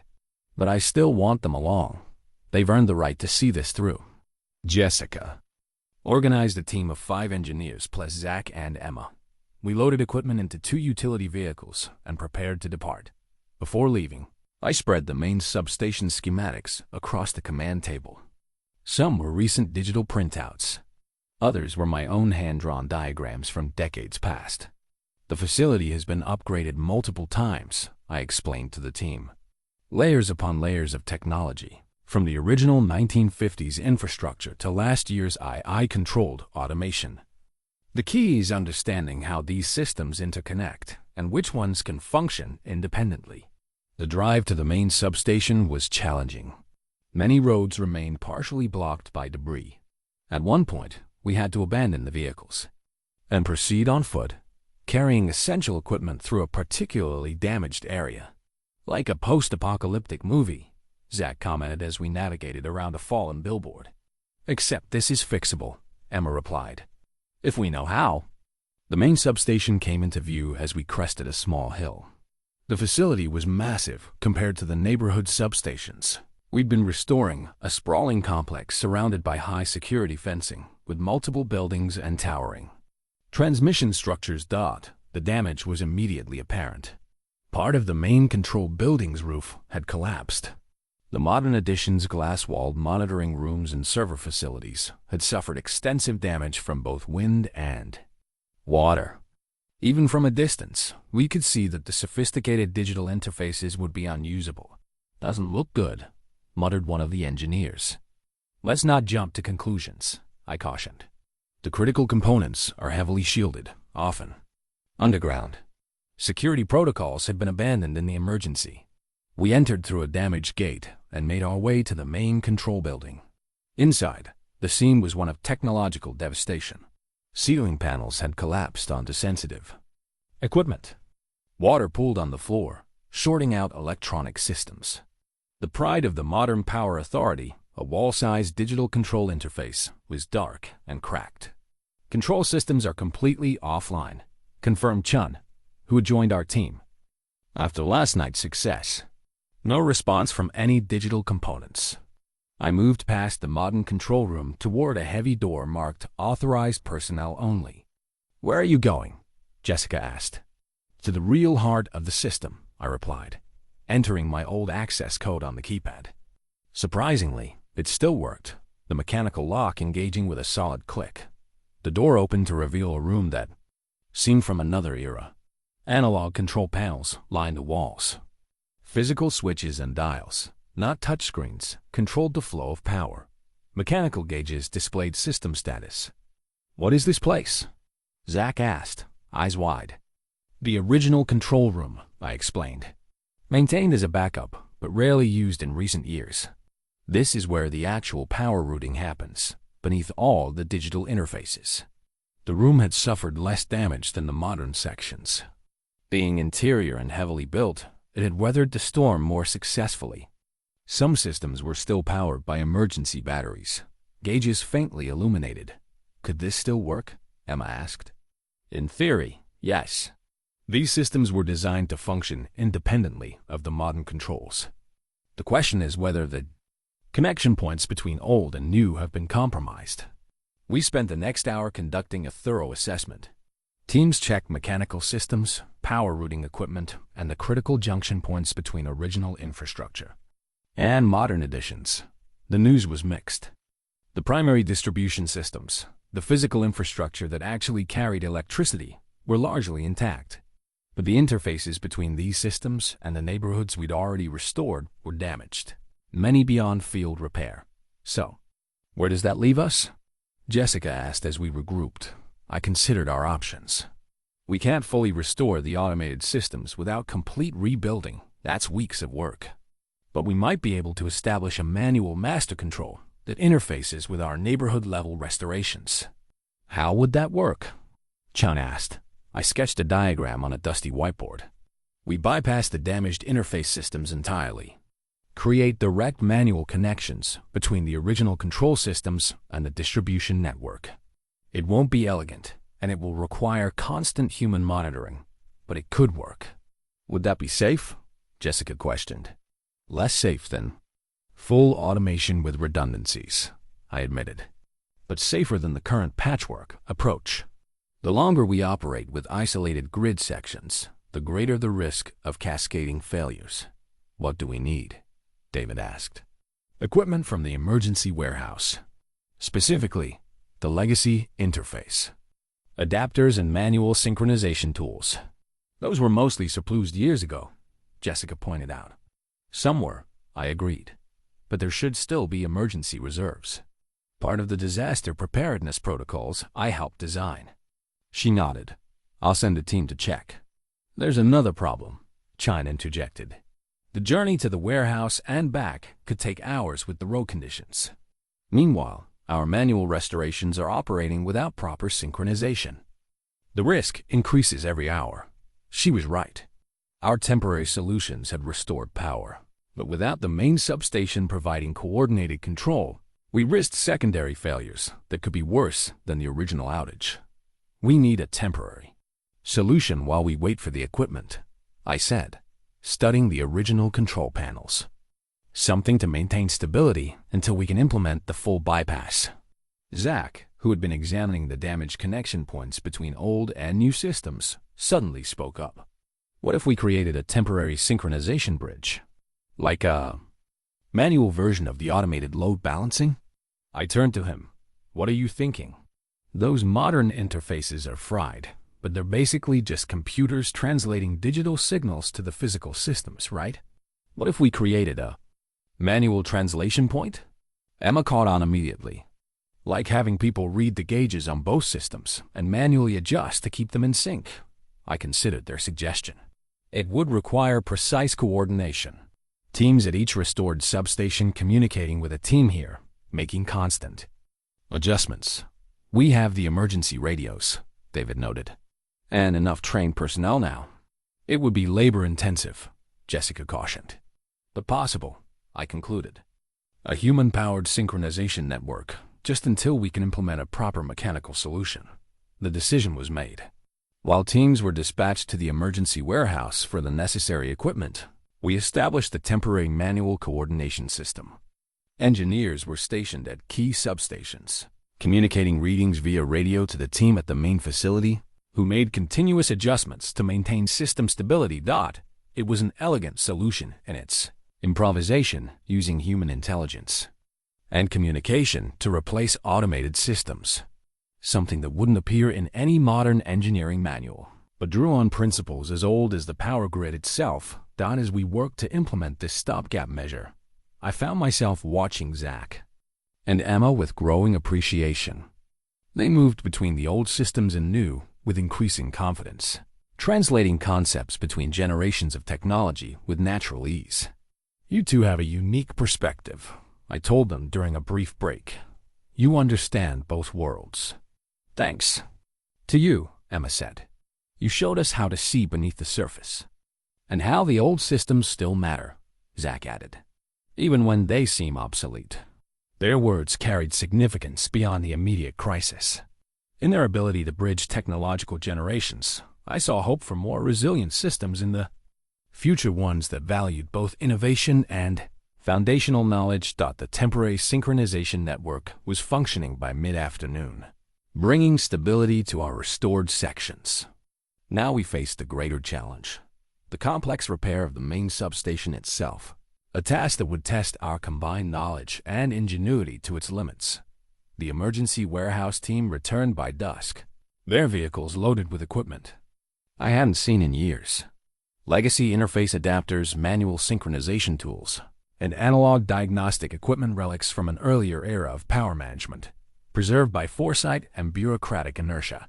Some of this hasn't been touched in decades, Jessica observed as we unloaded the equipment in the main substation's original control room. That's good, I replied. Means it hasn't been cannibalized for parts or damaged through improper use.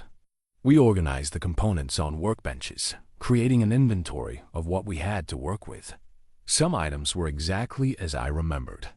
Others had subtle differences from the equipment I'd used in my active years. This is like a museum, Zack commented, examining a mechanical phase synchronizer. But it all looks so solid. Built to last, I agreed. Before planned obsolescence became standard practice.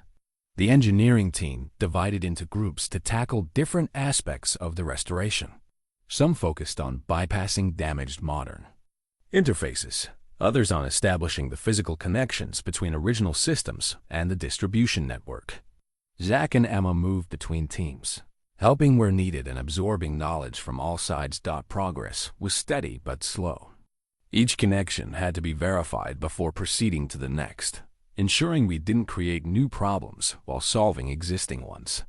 By midnight, we had established about 60% of the necessary bypasses. We should rest in shifts, Jessica suggested. 4 hours on, 4 off. I nodded, suddenly aware of my own exhaustion. My body needed rest, but my mind was too engaged with the problem at hand. I'll take the first rest shift, I conceded, knowing I needed to conserve strength for the challenges ahead. A makeshift rest area had been set up in a secure section of the facility. I lay down on a cot, but found sleep elusive. After an hour of restless attempts, I returned to the control room to find most of the team still working. Zack and Emma were huddled with Chun over a particularly complex junction point between old and new systems. They looked up as I approached. "Thought you were resting," Chun said. "Couldn't sleep," I admitted. "What's the issue here?" "We're trying to interface the analog control relays with the digital distribution nodes," Chun explained. "But we're missing a conversion step. The signals aren't compatible." I examined their work. "You're right. The analog outputs won't register correctly on the digital side without proper calibration. And we don't have the proprietary calibration tools," Chun added. They were in the damaged server room. This was a serious obstacle. Without proper calibration, the manual systems couldn't effectively control the newer distribution components. Our bypass strategy would fail at this critical juncture. Zack had been unusually quiet, staring at a laptop he'd retrieved from his backpack, one of the few that had survived the blackout with battery power intact. "What if we created our own calibration system?" he suggested finally. We all turned to him. "The calibration tools are just software that translates between signal types," he continued. "We could write a basic version ourselves." "With what?" Chun asked skeptically. "We don't have the development environment or the proprietary protocols. But we have this." Zack tapped his laptop.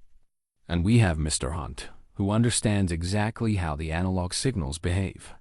And we have the technical documentation from both systems." I considered his suggestion. "You're talking about coding a makeshift translation layer. Do you have that kind of programming skill?" "I've been coding since I was 12, he replied. "Nothing this critical, but the concept is straightforward. We're just mapping input values to output values with the right transformations." "It would need to be incredibly precise," I cautioned. "That's where you come in," he said. "You tell me exactly how the analog signals behave under different conditions. I'll code the translation functions," Emma joined in, "and I can help test. We can manually verify each calibration point before implementing it in the full system." Chun looked doubtful. "This sounds incredibly makeshift." "It is," I acknowledged. "But so is everything we've done since the blackout started. Sometimes makeshift is all you have." With Jessica's reluctant approval, we established our improvised development station. Zack sat with his laptop connected to a test junction of analog and digital components. I sat beside him, explaining the intricate behaviors of the analog control systems, how they responded to different loads, how their signals varied under different conditions, the subtle nonlinearities that weren't documented in any manual. "So the relationship isn't perfectly linear," Zack confirmed, typing rapidly. "More of a curve that flattens at the extremes." "Exactly. And it varies slightly with temperature and load history." He nodded, adjusting his code. "I can build in compensation factors for those variables." Emma set up a testing rig that allowed us to verify each calibration point.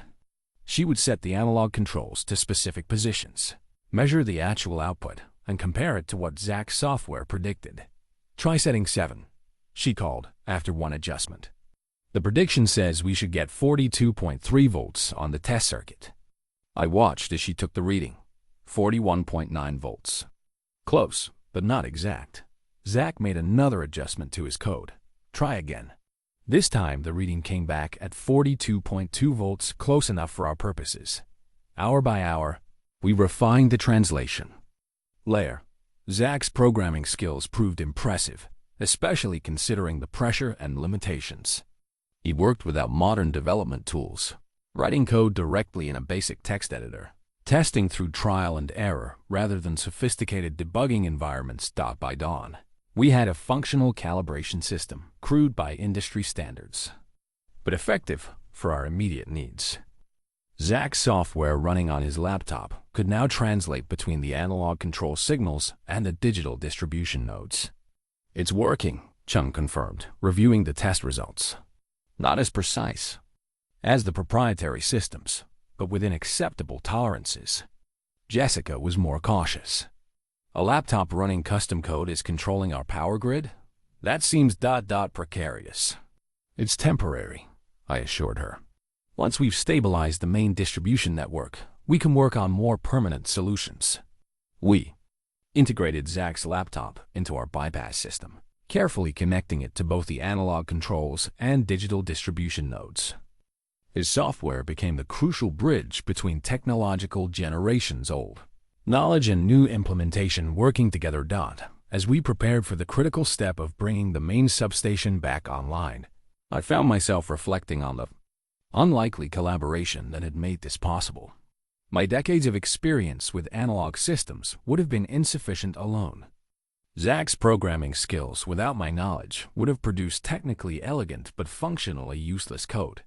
Together, we had created something neither generation could have achieved independently. "Ready for main power routing," announced the engineer at the primary controls. I looked at Zack, who was monitoring his software's performance. "Ready on the calibration system," he confirmed. "Ready on verification," Emma added from her position at the test circuits. The moment had arrived, the culmination of 4 days of crisis response, improvisation, and cross-generational collaboration. If successful, we would restore centralized control to the city's power grid, replacing our patchwork of manual solutions with a more stable, albeit hybrid, system. "Proceed with power-up sequence," I instructed. "Step by step, by the book." The original control room hummed with renewed purpose as systems dormant for years came back to life, guided by human hands and bridged by technology that hadn't existed. When they were built, the main substation awakened in stages. First, the original control systems powered up, their analog gauges sweeping through full arcs before settling into operating ranges. Next, the bypass connections to modern distribution systems activated, Zack's laptop displaying scrolling numbers as it translated between technological generations. Finally, the main distribution bus energized, sending coordinated power throughout the city's grid. "Main bus stable," reported Chun, monitoring the primary gauges. "Output within nominal parameters. Calibration system functioning correctly." Zack added, eyes fixed on his laptop screen. "Translation values holding steady." One by one, the neighborhood substations we'd manually restored reported successful synchronization with the main facility. Our patchwork of isolated solutions was becoming an integrated system again. "Riverside Medical confirms stable power," announced an engineer monitoring emergency communications. "Downtown grid synchronized, east side holding steady." A cautious optimism filled the control room. After 4 days of crisis management, we were approaching something resembling normal operations, albeit with unconventional methods. "We should implement rotating supervision teams," Jessica decided. "This hybrid system will need constant monitoring until we can rebuild the automated controls." I nodded agreement. 8-hour shifts with at least one analog specialist and one digital engineer per shift. "And someone to monitor the calibration system," Zack added, gesturing to his laptop. "We'll need to train more people on that," I noted. "You can't stay here indefinitely." "I can help document the process," Emma volunteered. "Create a manual for others to follow." As the immediate crisis subsided, thoughts turned to longer-term solutions. Engineers began drafting plans for rebuilding the damaged modern systems, but with significant modifications based on lessons learned during the blackout. We should incorporate manual bypass capabilities into the redesign, suggested Chen. Accessible controls that don't require specialized knowledge. And better isolation? Between automated sections, added another engineer. So failures can't cascade as easily. Jessica nodded, taking notes. The City Council is already talking about a comprehensive resilience review. They want recommendations for all critical infrastructure, not just power. While these discussions continued, I stepped outside for a moment of quiet reflection. The morning sun illuminated a city coming back to life. Streetlights had switched off automatically as daylight increased, a small but significant sign of returning normalcy. In the distance, I could see traffic moving smoothly. Businesses reopening, people reclaiming their routines. My phone Buzz cellular service had been restored in some areas. The screen showed a name I hadn't seen in months. Sarah, my daughter, answered with surprise. Sarah? Dad! Her voice carried relief and concern in equal measure. Thank God, you're okay. I've been trying to reach you for days. The networks were down, I explained unnecessarily. Are you all right? I'm fine. We didn't lose power for nearly as long in Chicago, but I've been watching the news. They're talking about how the city's retired engineers saved the day. Your name was mentioned. It was a team effort, I said automatically. Dad, her tone softened. The reports say you led the restoration effort, that your knowledge of the old systems made the difference. I didn't know how to respond. After years of feeling obsolete, of arguments about embracing new technology, the validation felt strange. I had help, I said finally. Some very bright young people who understood things I don't. That's not how the mayor tells it. She was on national news this morning, talking about how the city neglected fundamental infrastructure knowledge. This was unexpected. The important thing is that we got the power back on. Mom would be proud, Sarah said quietly. The mention of my late wife created a lump in my throat. Eleanor had been gone 7 years now. She'd always believed in the value of my work, even as the world seemed to move past it. I think she would, I managed. Listen, Dad, I've taken emergency leave from work. I'm driving down tomorrow to see you. You don't need to do that. Things are stabilizing here. I want to, she insisted. It's been too long, and I think we have things to talk about. After we disconnected, I stood watching the city for a few minutes more. The complicated relationship with my daughter, her embrace of a digital world. I often criticized my reluctance to adapt to changing times seemed different in light of recent events.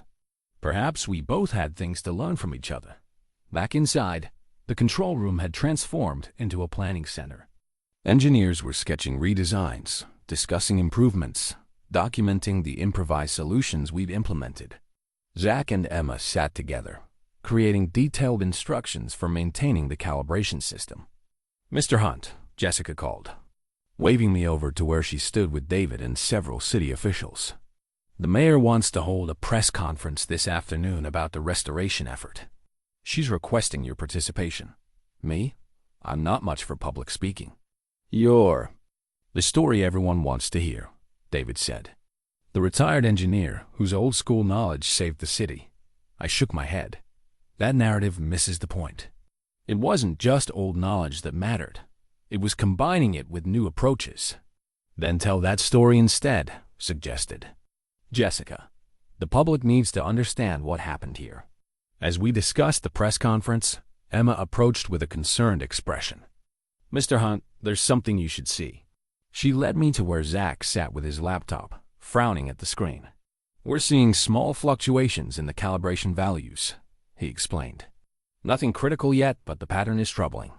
I studied the data. The battery is depleting. As the voltage drops, it's affecting the processing. Zack nodded. We've got maybe 6 hours of reliable operation left. After that, the translations will become unpredictable. This was a serious problem. Zack's laptop was the crucial bridge in our hybrid system. Without it, the manual controls couldn't effectively communicate with the digital distribution network. We need a stable power source for the laptop, I said. And eventually, a more permanent solution. I might have an idea, Emma suggested. What if we write the translation software to a programmable logic controller instead? The emergency warehouse had several industrial PLCs that are designed to run for years without maintenance. Zack considered this. That could work. PLCs are basically simplified industrial computers. They're not as flexible as a laptop, but they're built for exactly this kind of critical control function. Can you port your code to a PLC? I asked. With some modifications, yes. It would be more limited but more reliable. Let's do it, I decided. And let's train others on how it works, so the knowledge doesn't stay with just us. As Zack and Emma began working on this more sustainable solution, David approached with news. Word spreading about what we've accomplished here. Other cities affected by the storm are requesting guidance on similar manual restoration procedures. They should send engineers here to learn firsthand, I suggested. This isn't knowledge that transfers well through manuals alone. He nodded. Already arranged. A delegation arrives tomorrow. The implications were expanding beyond our city, the lessons we'd learned. The balance we'd found between old and new approaches might influence infrastructure resilience nationally. As the day progressed, more sections of the city reported successful power restoration. By mid-afternoon, over 95% of the grid was operational, a remarkable achievement, just 4 days after complete collapse. The press conference was scheduled for 5 p.m. at City Hall. As I prepared to leave for it, Zack and Emma insisted on accompanying me. We're part of this story too, Emma said firmly. A small part, Zack added with uncharacteristic modesty. An essential part, I corrected. This was never about old versus new. It was about finding the right combination of both. Together, we left the substation, the unlikely team that had bridged technological generations to bring a city back from darkness. City Hall bustled with activity when we arrived. The grand steps leading to the entrance were crowded with reporters. Camera crews and citizens gathered to hear about the restoration effort. Inside, the mayor's staff ushered us to a preparation room. There's quite a crowd, the mayor's assistant noted, straightening my collar. National news picked up the story. They're calling it the analog rescue, how old-school engineering saved a digital city. I frowned at the oversimplification. That's not entirely accurate. It makes for a compelling headline, she replied with a practiced smile. The mayor will speak first, then introduce you for brief remarks. Just keep it simple and heartfelt. Emma and Zack waited nearby, looking uncomfortable in the formal setting. They had insisted on attending, but hadn't expected to be part of the official proceedings. They should be recognized too, I told the assistant. They were essential to the restoration. She looked skeptical. The narrative is cleaner with just, they're part of the story, I interrupted firmly. The real story, not the simplified version. After some negotiation, Emma and Zack were added to the presentation, though with minimal speaking roles. As we waited to be called to the podium, I noticed Zack fidgeting with his phone, now charged and functioning again as cellular networks returned to operation. Nervous? I asked. A bit, he admitted. Never been in front of cameras before. Not like this, anyway. Just be yourself, I advised, then reconsidered. Actually, be the person you've been these past few days. The one who helps without showing off. He nodded, understanding the distinction. The mayor's speech was predictably political, emphasizing resilience and community spirit while subtly positioning her administration as responsive and forward-thinking. She praised the power authority workers, emergency responders, and citizen volunteers before finally turning to our contribution. But perhaps the most remarkable aspect of our recovery has been the bridge between generations of knowledge. She continued. I'd like to introduce Marcus Hunt, a retired senior engineer whose expertise with legacy systems proved invaluable in our time of crisis. Applause filled the chamber as I approached the podium. Camera flashes punctuated the moment. I'd never sought the spotlight during my career, preferring to let my work speak for itself. Now, suddenly, I was the face of a story that had captured national attention. Thank you, Mayor Chun, I began, my voice steadier than I expected. But I must correct a misconception that seems to be forming around our work. This wasn't a story of old technology triumphing over new. It was about integration, finding the right balance between established principles and innovative approaches. I gestured for Emma and Zack to join me at the podium. These young people represent the other half of the equation. Emma Garcia and Zachary Taylor weren't just assistants. They were essential collaborators who brought skills and perspectives I lack. The surprise on their faces at being highlighted so prominently was evident, especially Zack's. He had entered this crisis as a teenager mocking an old man's typing. Now he stood beside me as a valued colleague. I continued, explaining in accessible terms how our hybrid approach had restored power by combining analog resilience with digital flexibility. Throughout, I emphasized the complementary nature of our efforts, how neither old nor new knowledge alone would have succeeded. When I concluded, the mayor retook the podium, clearly pleased with the positive reception. As questions began from the assembled press, a representative from Westridge Power Authority stepped forward, Philip Norris, the CEO who had overseen the automation initiative that had replaced many experienced workers with digital systems. "Mr. Hunt," he began, his tone carefully measured. "First, let me express our gratitude for your assistance during this unprecedented crisis." I nodded acknowledgement, noting the carefully crafted nature of his statement. "However," he continued, "I must clarify that what we experienced was truly a once-in-a-century event. Modern automated systems have proven overwhelmingly reliable under normal and even extreme conditions. We shouldn't overreact by suggesting a wholesale return to manual operations." The defensiveness was expected. He had championed the very modernization that had proven vulnerable. "With respect, Mr. Norris," I replied, "no one is suggesting abandoning automation. What we're advocating is thoughtful integration. Systems designed with both automatic efficiency and manual fallbacks. Technology that augments human expertise rather than replacing it entirely." A reporter called out, "Mr. Norris, isn't it true that Westridge Power eliminated positions for dozens of experienced engineers during the automation initiative? Engineers who might have provided the very expertise needed during this crisis." Norris shifted uncomfortably. "Workforce adjustments were made based on changing operational requirements. It's impossible to maintain staff for every conceivable scenario." "But that's exactly the point," Emma interjected unexpectedly. "The knowledge wasn't valued until it was desperately needed. And by then, it had nearly disappeared." A comment captured the attention of the room. A young woman challenging a corporate executive made for compelling viewing. "Miss, with all due respect," Norris began condescendingly, "the complexities of modern power distribution require specialized digital expertise that failed completely when put to the test." Zack interrupted, surprising everyone, including himself. "I'm not an engineer, but even I can see the problem. You created systems so specialized that they couldn't adapt when things went wrong." Norris bristled visibly.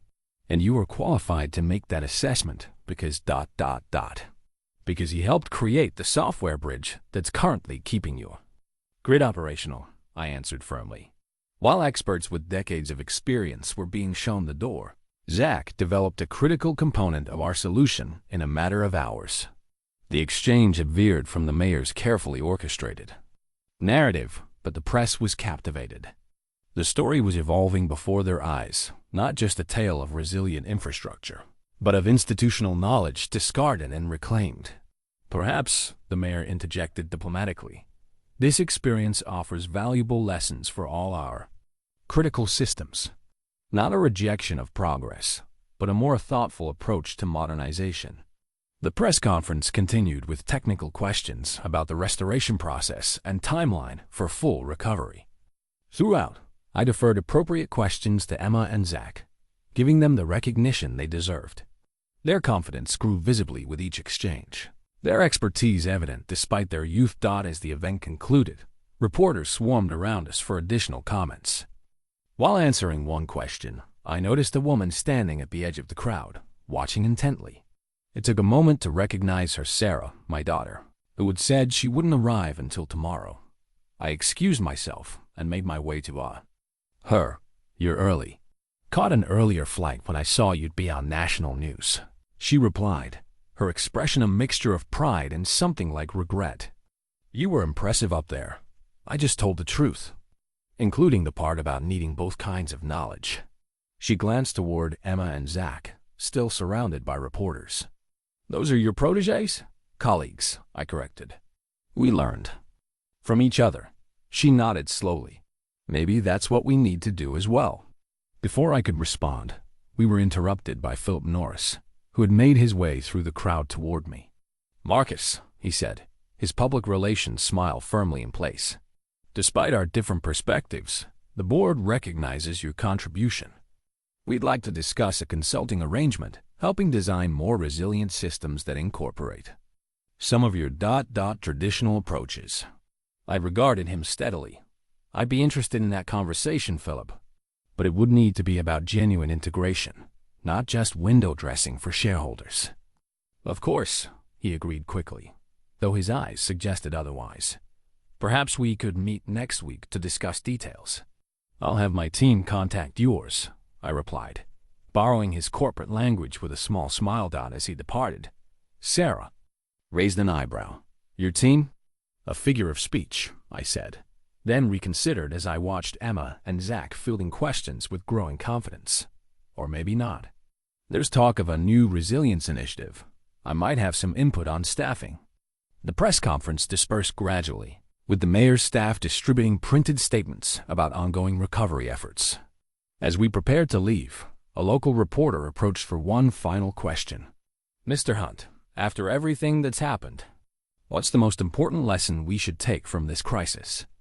I considered carefully before answering. "That progress isn't about replacement, but evolution.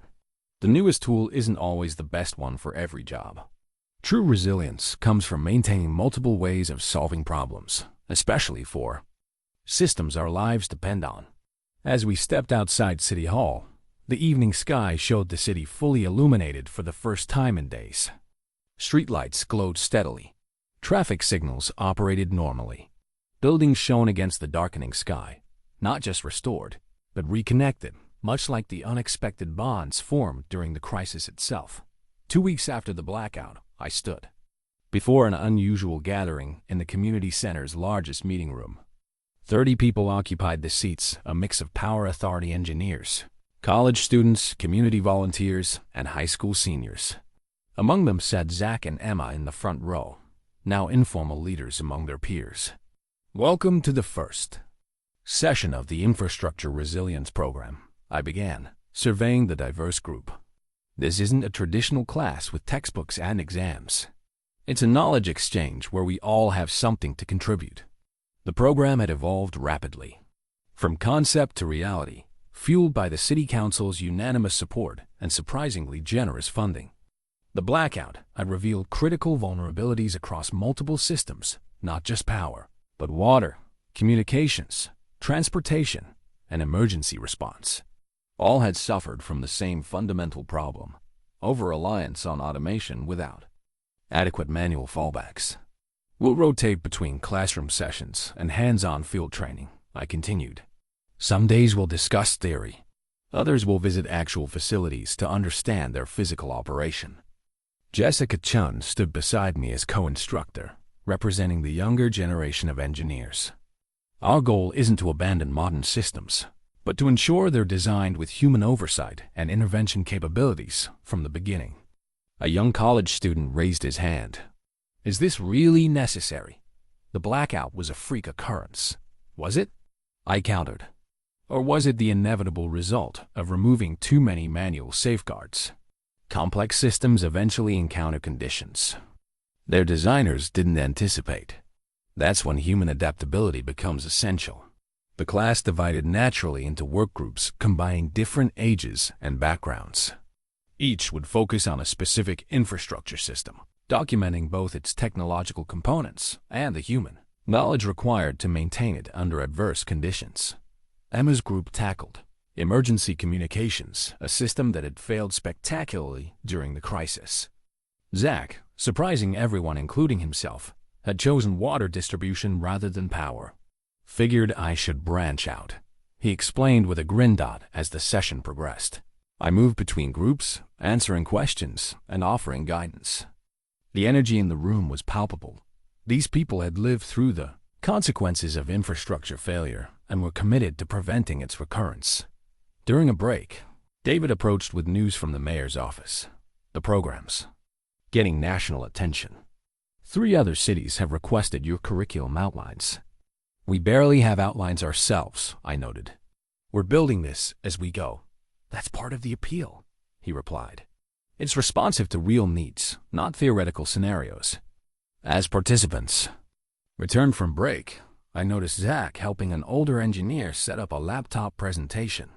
Their easy cooperation, the digital native assisting with technology, while deferring to the engineer's subject expertise, embodied exactly what we hoped to achieve. Today's main lesson, I announced, is about documentation, not just technical specifications, but experiential knowledge. The blackout revealed how much critical information existed only in people's memories. Jessica distributed notebooks, actual paper notebooks, which raised eyebrows among the younger participants. Yes, we're using analog tools, she acknowledged with a smile. But we'll also create digital archives. The point is redundancy and accessibility under all conditions. The afternoon session focused on practical exercises. Each group identified critical systems within their assigned infrastructure and documented both standard operating procedures and emergency interventions. The discussions were lively, with experienced professionals sometimes challenged by unexpected questions from younger participants. But why is it designed that way? Asked a high school senior reviewing water pressure regulation systems. Wouldn't it be more efficient to... Efficiency wasn't the primary concern, explained the Water Authority engineer. Reliability and serviceability were. These exchanges happened repeatedly, young people questioning established practices, veterans explaining the rationales behind them. Sometimes the questions revealed legitimate opportunities for improvement. Other times they uncovered hard-won wisdom that had never been properly documented. As the session concluded, I assigned each group their first field visit. Next week, you'll tour the facilities you're studying, observe everything, ask questions, take notes, both digital and handwritten. Emma stayed after class to discuss her group's progress. We're creating a map of communication vulnerabilities, she explained, showing me their work. Places where digital systems have no analog backup. Good approach, I approved. Have you considered amateur radio networks? Already on it. Zack's uncle is connected with the local club. They're joining our next meeting. Her confidence had grown remarkably in recent weeks. The shy but intelligent girl from the hardware store had become a natural leader among her peers. How's Zack doing with his group? I asked. Really well, actually. He stopped trying to show off how much he knows and started focusing on what he can learn. She smiled. The water systems fascinate him, all those physical components working together. He's discovering there's satisfaction in understanding how things actually work, not just how to use them. Like all of us, she agreed. By the way, my dad wants to meet you. He's been following everything that happened and says you've inspired him to document his own electrical expertise better. As participants filed out, many lingered to continue discussions or arrange additional study sessions. The program was already exceeding expectations, creating connections across professional and generational boundaries. Zack was among the last to leave, staying to help organize materials for the next session. My mom's been telling everyone her son helped save the city, he admitted, looking embarrassed but pleased. Bit of an exaggeration. Not entirely, I replied. Your contribution was significant. He shrugged modestly, a gesture that would have been unimaginable from the cocky teenager I'd first encountered. I've been thinking about changing my college plans, he said. Maybe engineering instead of computer science. Any particular field? Something that combines both physical systems and digital controls, like what we did during the blackout. Control systems engineering, I suggested, or mechatronics. Fields that bridge both worlds. He nodded thoughtfully. That sounds right. I want to build things that last, not just apps that get replaced next year. As we locked up the community center, I reflected on how much had changed in just 2 weeks. The crisis had forced a re-evaluation of priorities, not just for the city's infrastructure, but for individuals like Zack and Emma, who had discovered capabilities they hadn't known they possessed. The Infrastructure Resilience Program was just beginning, but already it had created something valuable, a community of knowledge that crossed generational lines, recognizing that neither experience nor innovation alone was sufficient. The future would need both, working in concert, to build systems as resilient as the people who created them. 6 months after the blackout, I pushed open the door to Riverside Cafe, the same establishment where Zack and his friends had mocked. My two-finger typing. The place had changed subtly. Fewer people stared at screens, more engaged in conversation. A sign near the counter advertised, "Tech-Free Tuesday," with discounted coffee for customers who put their devices away. I spotted Emma at a corner table, laptop open beside several textbooks. She waved me over. "Hope I'm not interrupting your studies," I said, settling into the chair across from her. "Just finishing up," she replied, closing the computer. Engineering prerequisites are no joke. Emma had accelerated her college applications, securing early admission to the State University's engineering program with a focus on resilient infrastructure design, a new specialization developed partly in response to our city's experience. "How's Sarah?" she asked. My relationship with my daughter had transformed over the past months. Our shared experience during the recovery, she had extended her visit to help with the Infrastructure Resilience Program, had bridged the gap that had grown between us. We spoke weekly now, exchanging ideas rather than criticisms. Good. Her company is implementing some of our redundancy principles in their cloud infrastructure. Turns out even tech firms are reconsidering total dependency on automation. Emma smiled. Funny how that works. The cafe door opened and Zack entered, carrying a thick binder and looking more mature than the teenager I'd first encountered. He had traded his carefully cultivated cool aesthetic for something more practical, still stylish, but functional. "Sorry I'm late," he said, joining us. "Meeting with my academic advisor ran long." Like Emma, Zack had revised his educational plans. He would begin engineering studies in the fall, with a scholarship from the Westridge Power Authority. The company's about-face had been remarkable, from dismissing analog expertise to actively recruiting students with interest in hybrid systems. "How's the documentation project going?" I asked, gesturing to his binder. "Almost complete," he replied with pride. "We've mapped and documented every manual bypass in the water distribution system, with step-by-step procedures for emergency operation." The project had become his passion, ensuring that critical knowledge wasn't lost when senior operators retired.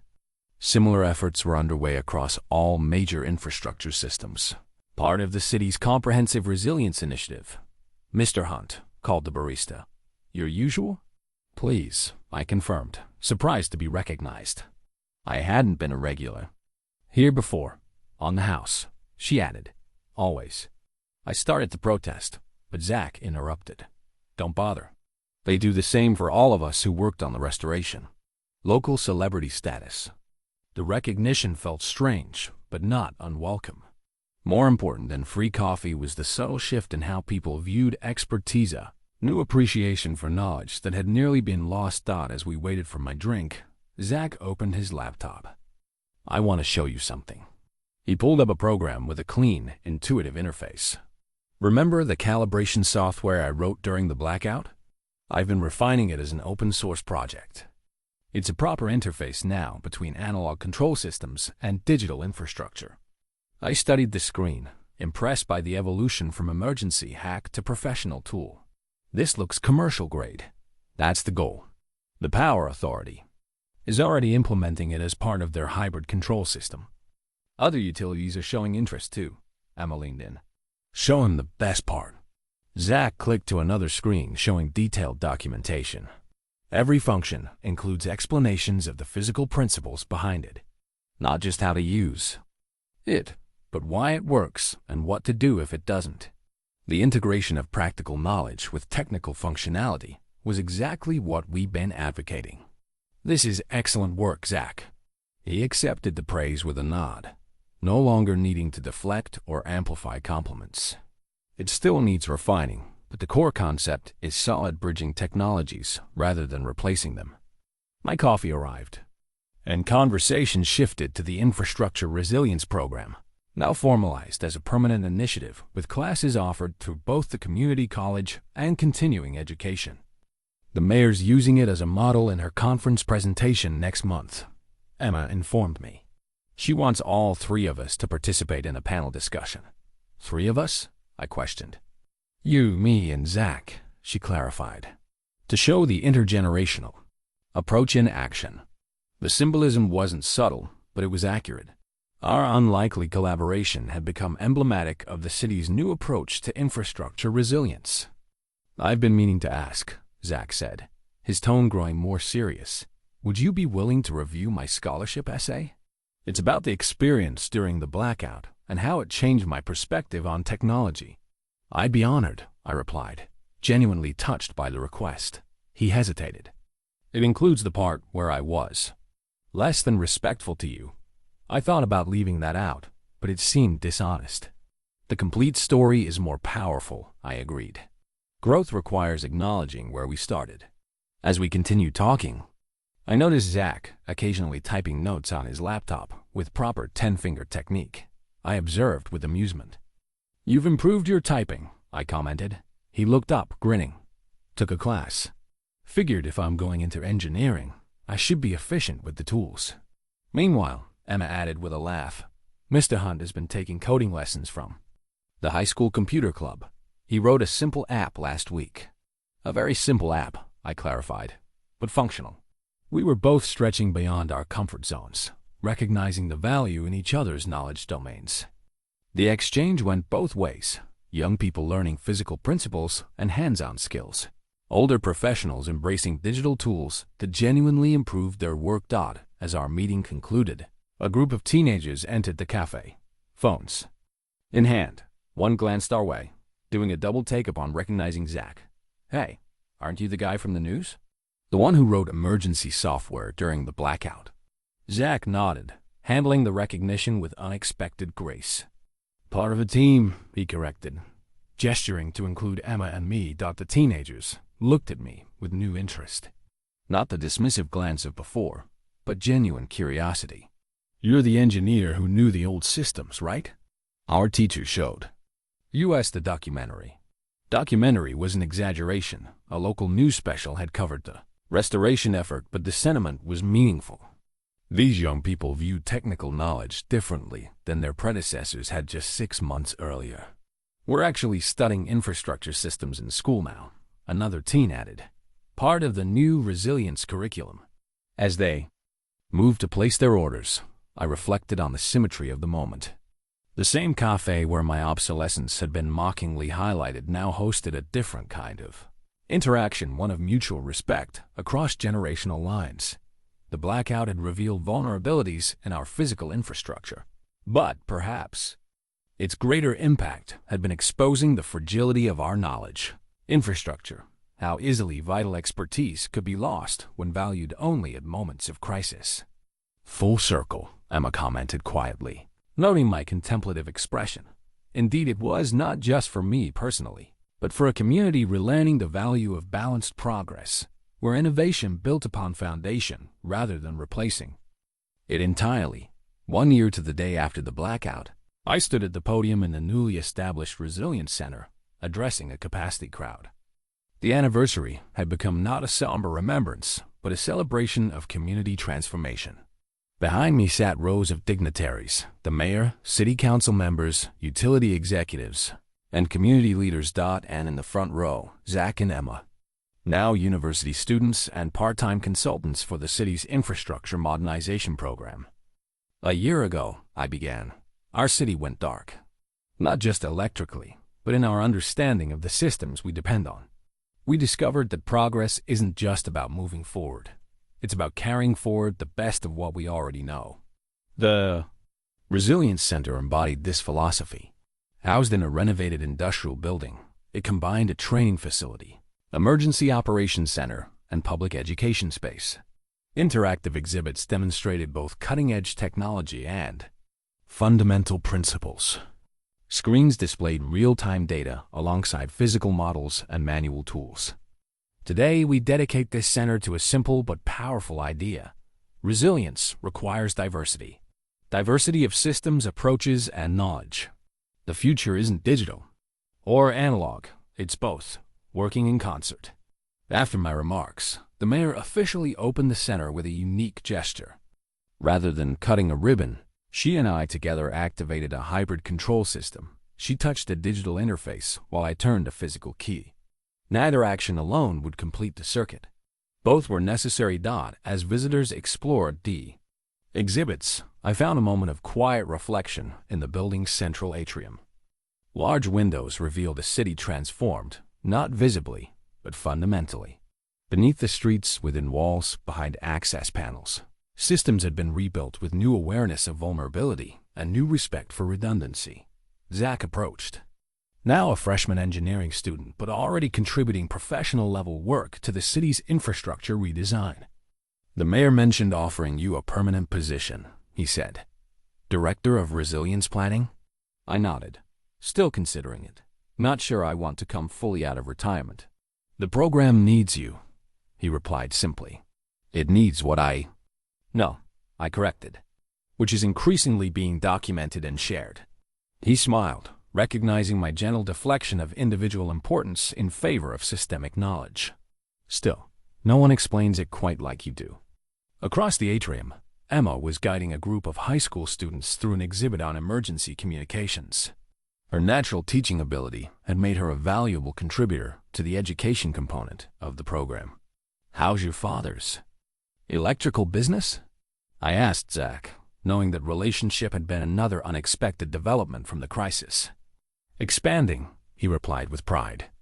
He's hired 3 apprentices, all graduates from our infrastructure resilience program. They're specializing in systems that can operate both with and without smart home integration. The market for such hybrid approaches had grown substantially. Consumers increasingly valued resilience alongside convenience, willing to sacrifice some automation for greater reliability. My daughter Sarah joined us, having flown in for the dedication ceremony. Our relationship had healed in ways I hadn't thought possible before the blackout. Her technology company now consulted with mine on infrastructure resilience, another bridge between generations and approaches. Dad, they're ready for the panel discussion. She informed me that the afternoon's main event was a roundtable titled Lessons from the Dark: Infrastructure Resilience in a Digital Age. I would moderate a diverse panel including utility executives, community leaders, and at my insistence, 2 senior high school students from the Technical Academy. As we assembled on stage, I surveyed the audience, a mix of professionals, students, and community members. All had been affected by the blackout. All had contributed to the recovery in various ways. Our discussion today isn't just about what went wrong a year ago, I began. It's about what we're doing right now and what we need to do moving forward. The conversation flowed naturally between technical considerations and human factors. Philip Norris, still CEO of Westridge Power but significantly humbled by events, acknowledged the company's previous over-reliance on automation. We optimize for efficiency at the expense of resilience, he admitted. That's changing now. Our new systems incorporate both advanced technology and accessible manual controls. A high school student on the panel asked the most incisive question. How do we make sure this lesson sticks? In 20 years, won't there be pressure to optimize away these redundancies again? The question hung in the air momentarily. Then Emma, seated in the front row, raised her hand. When I nodded, she stood to address the panel. That's why documentation and education are as important as the technical solutions, she said. We're not just rebuilding systems, we're rebuilding institutional memory and creating mechanisms to transfer knowledge between generations. Her point resonated through the room. The blackout had revealed not just technical vulnerabilities, but cultural ones, how easily society could forget hard-won knowledge when it seemed obsolete. After the panel concluded, the celebration continued with community activities throughout the center. In one room, Children build simple electrical circuits under the guidance of retired engineers. In another, coding workshops helped adults understand the digital layers of modern infrastructure. The separation between technical disciplines was deliberately blurred. As evening approached, I found myself back in the atrium, watching as the city's lights came on automatically with the setting sun. A year ago, that simple daily occurrence had seemed miraculous after days of darkness. Now it represented not just restored functionality, but renewed understanding. David Chun joined me, now serving as the city's chief resilience officer. "Quite a transformation in a year," he commented. "In the infrastructure or in the people?" I asked. "Both, I suppose. Though people are always the more difficult system to redesign." I laughed at the engineer's perspective. Yet they're the most adaptable when given the chance. We watched as Zack demonstrated his calibration software to a group of visiting engineers. His presentation was confident but not showy, focused on functionality rather than personal acclaim. Emma stood nearby, adding context about the physical systems the software interfaced with, their partnership continuing, even as their academic paths diverged. "Your protégés have come a long way," David observed. "They found their own way," I corrected. "I just helped them see possibilities they hadn't considered." As the evening wound down, the mayor gave a brief closing address, thanking everyone who had contributed to the city's recovery and transformation. When she asked me to join her for final remarks, I was surprised to find Zack and Emma called forward as well. "These three individuals represent the spirit of our resilience initiative," she announced. "Different generations, different perspectives, united by commitment to building systems that last." Standing between these young people who had begun as strangers and become colleagues, I felt an unexpected emotion, not pride exactly, but profound satisfaction. The crisis had revealed vulnerabilities, but also strengths, had threatened a community, but also revealed its capacity for adaptation and growth. "The power of knowledge isn't in hoarding it or replacing it," I said in my brief remarks, "but in sharing it across boundaries, between disciplines, between generations, between ways of understanding the world." As we concluded the ceremony, the mayor activated a special display, a real-time visualization of the city's power grid, showing the flow of electricity through neighborhoods, the status of critical infrastructure, and the integration of renewable sources. Unlike the purely technical displays in the old control room, this one was designed for public understanding, making visible the systems most people never considered until they failed. "A reminder of what connects us," she explained to the assembled crowd. "Not just the infrastructure itself, but our shared responsibility for maintaining it." Later, as I walked home through well-lit streets, I reflected on the year's journey. The teenage mockery in the cafe seemed to belong to another lifetime, not just temporally distant, but separated by profound shifts in understanding that the typing skills that had been ridiculed were still limited. I would never match Zack's digital fluency, but that was precisely the point we had all learned. No individual needed to master everything. Resilience came from communities that valued diverse knowledge and created mechanisms to share it when needed. The power had returned to our city, not just as electricity flowing through wires, but as connection flowing between people, a current of shared purpose that illuminated a path forward, more resilient than before. What would happen when these tech-savvy teens discovered that the same dinosaur they ridiculed held the only knowledge that could save their community during the worst blackout in the city's history? They would learn that true power comes not from mockery, but from mutual respect. Not from replacement, but from integration. Not from either old or new, but from the wisdom to value both. If this story touched your heart, please comment below with your own experience of bridging generational divides. And don't forget to like and subscribe to our channel for more stories about redemption and unexpected heroes.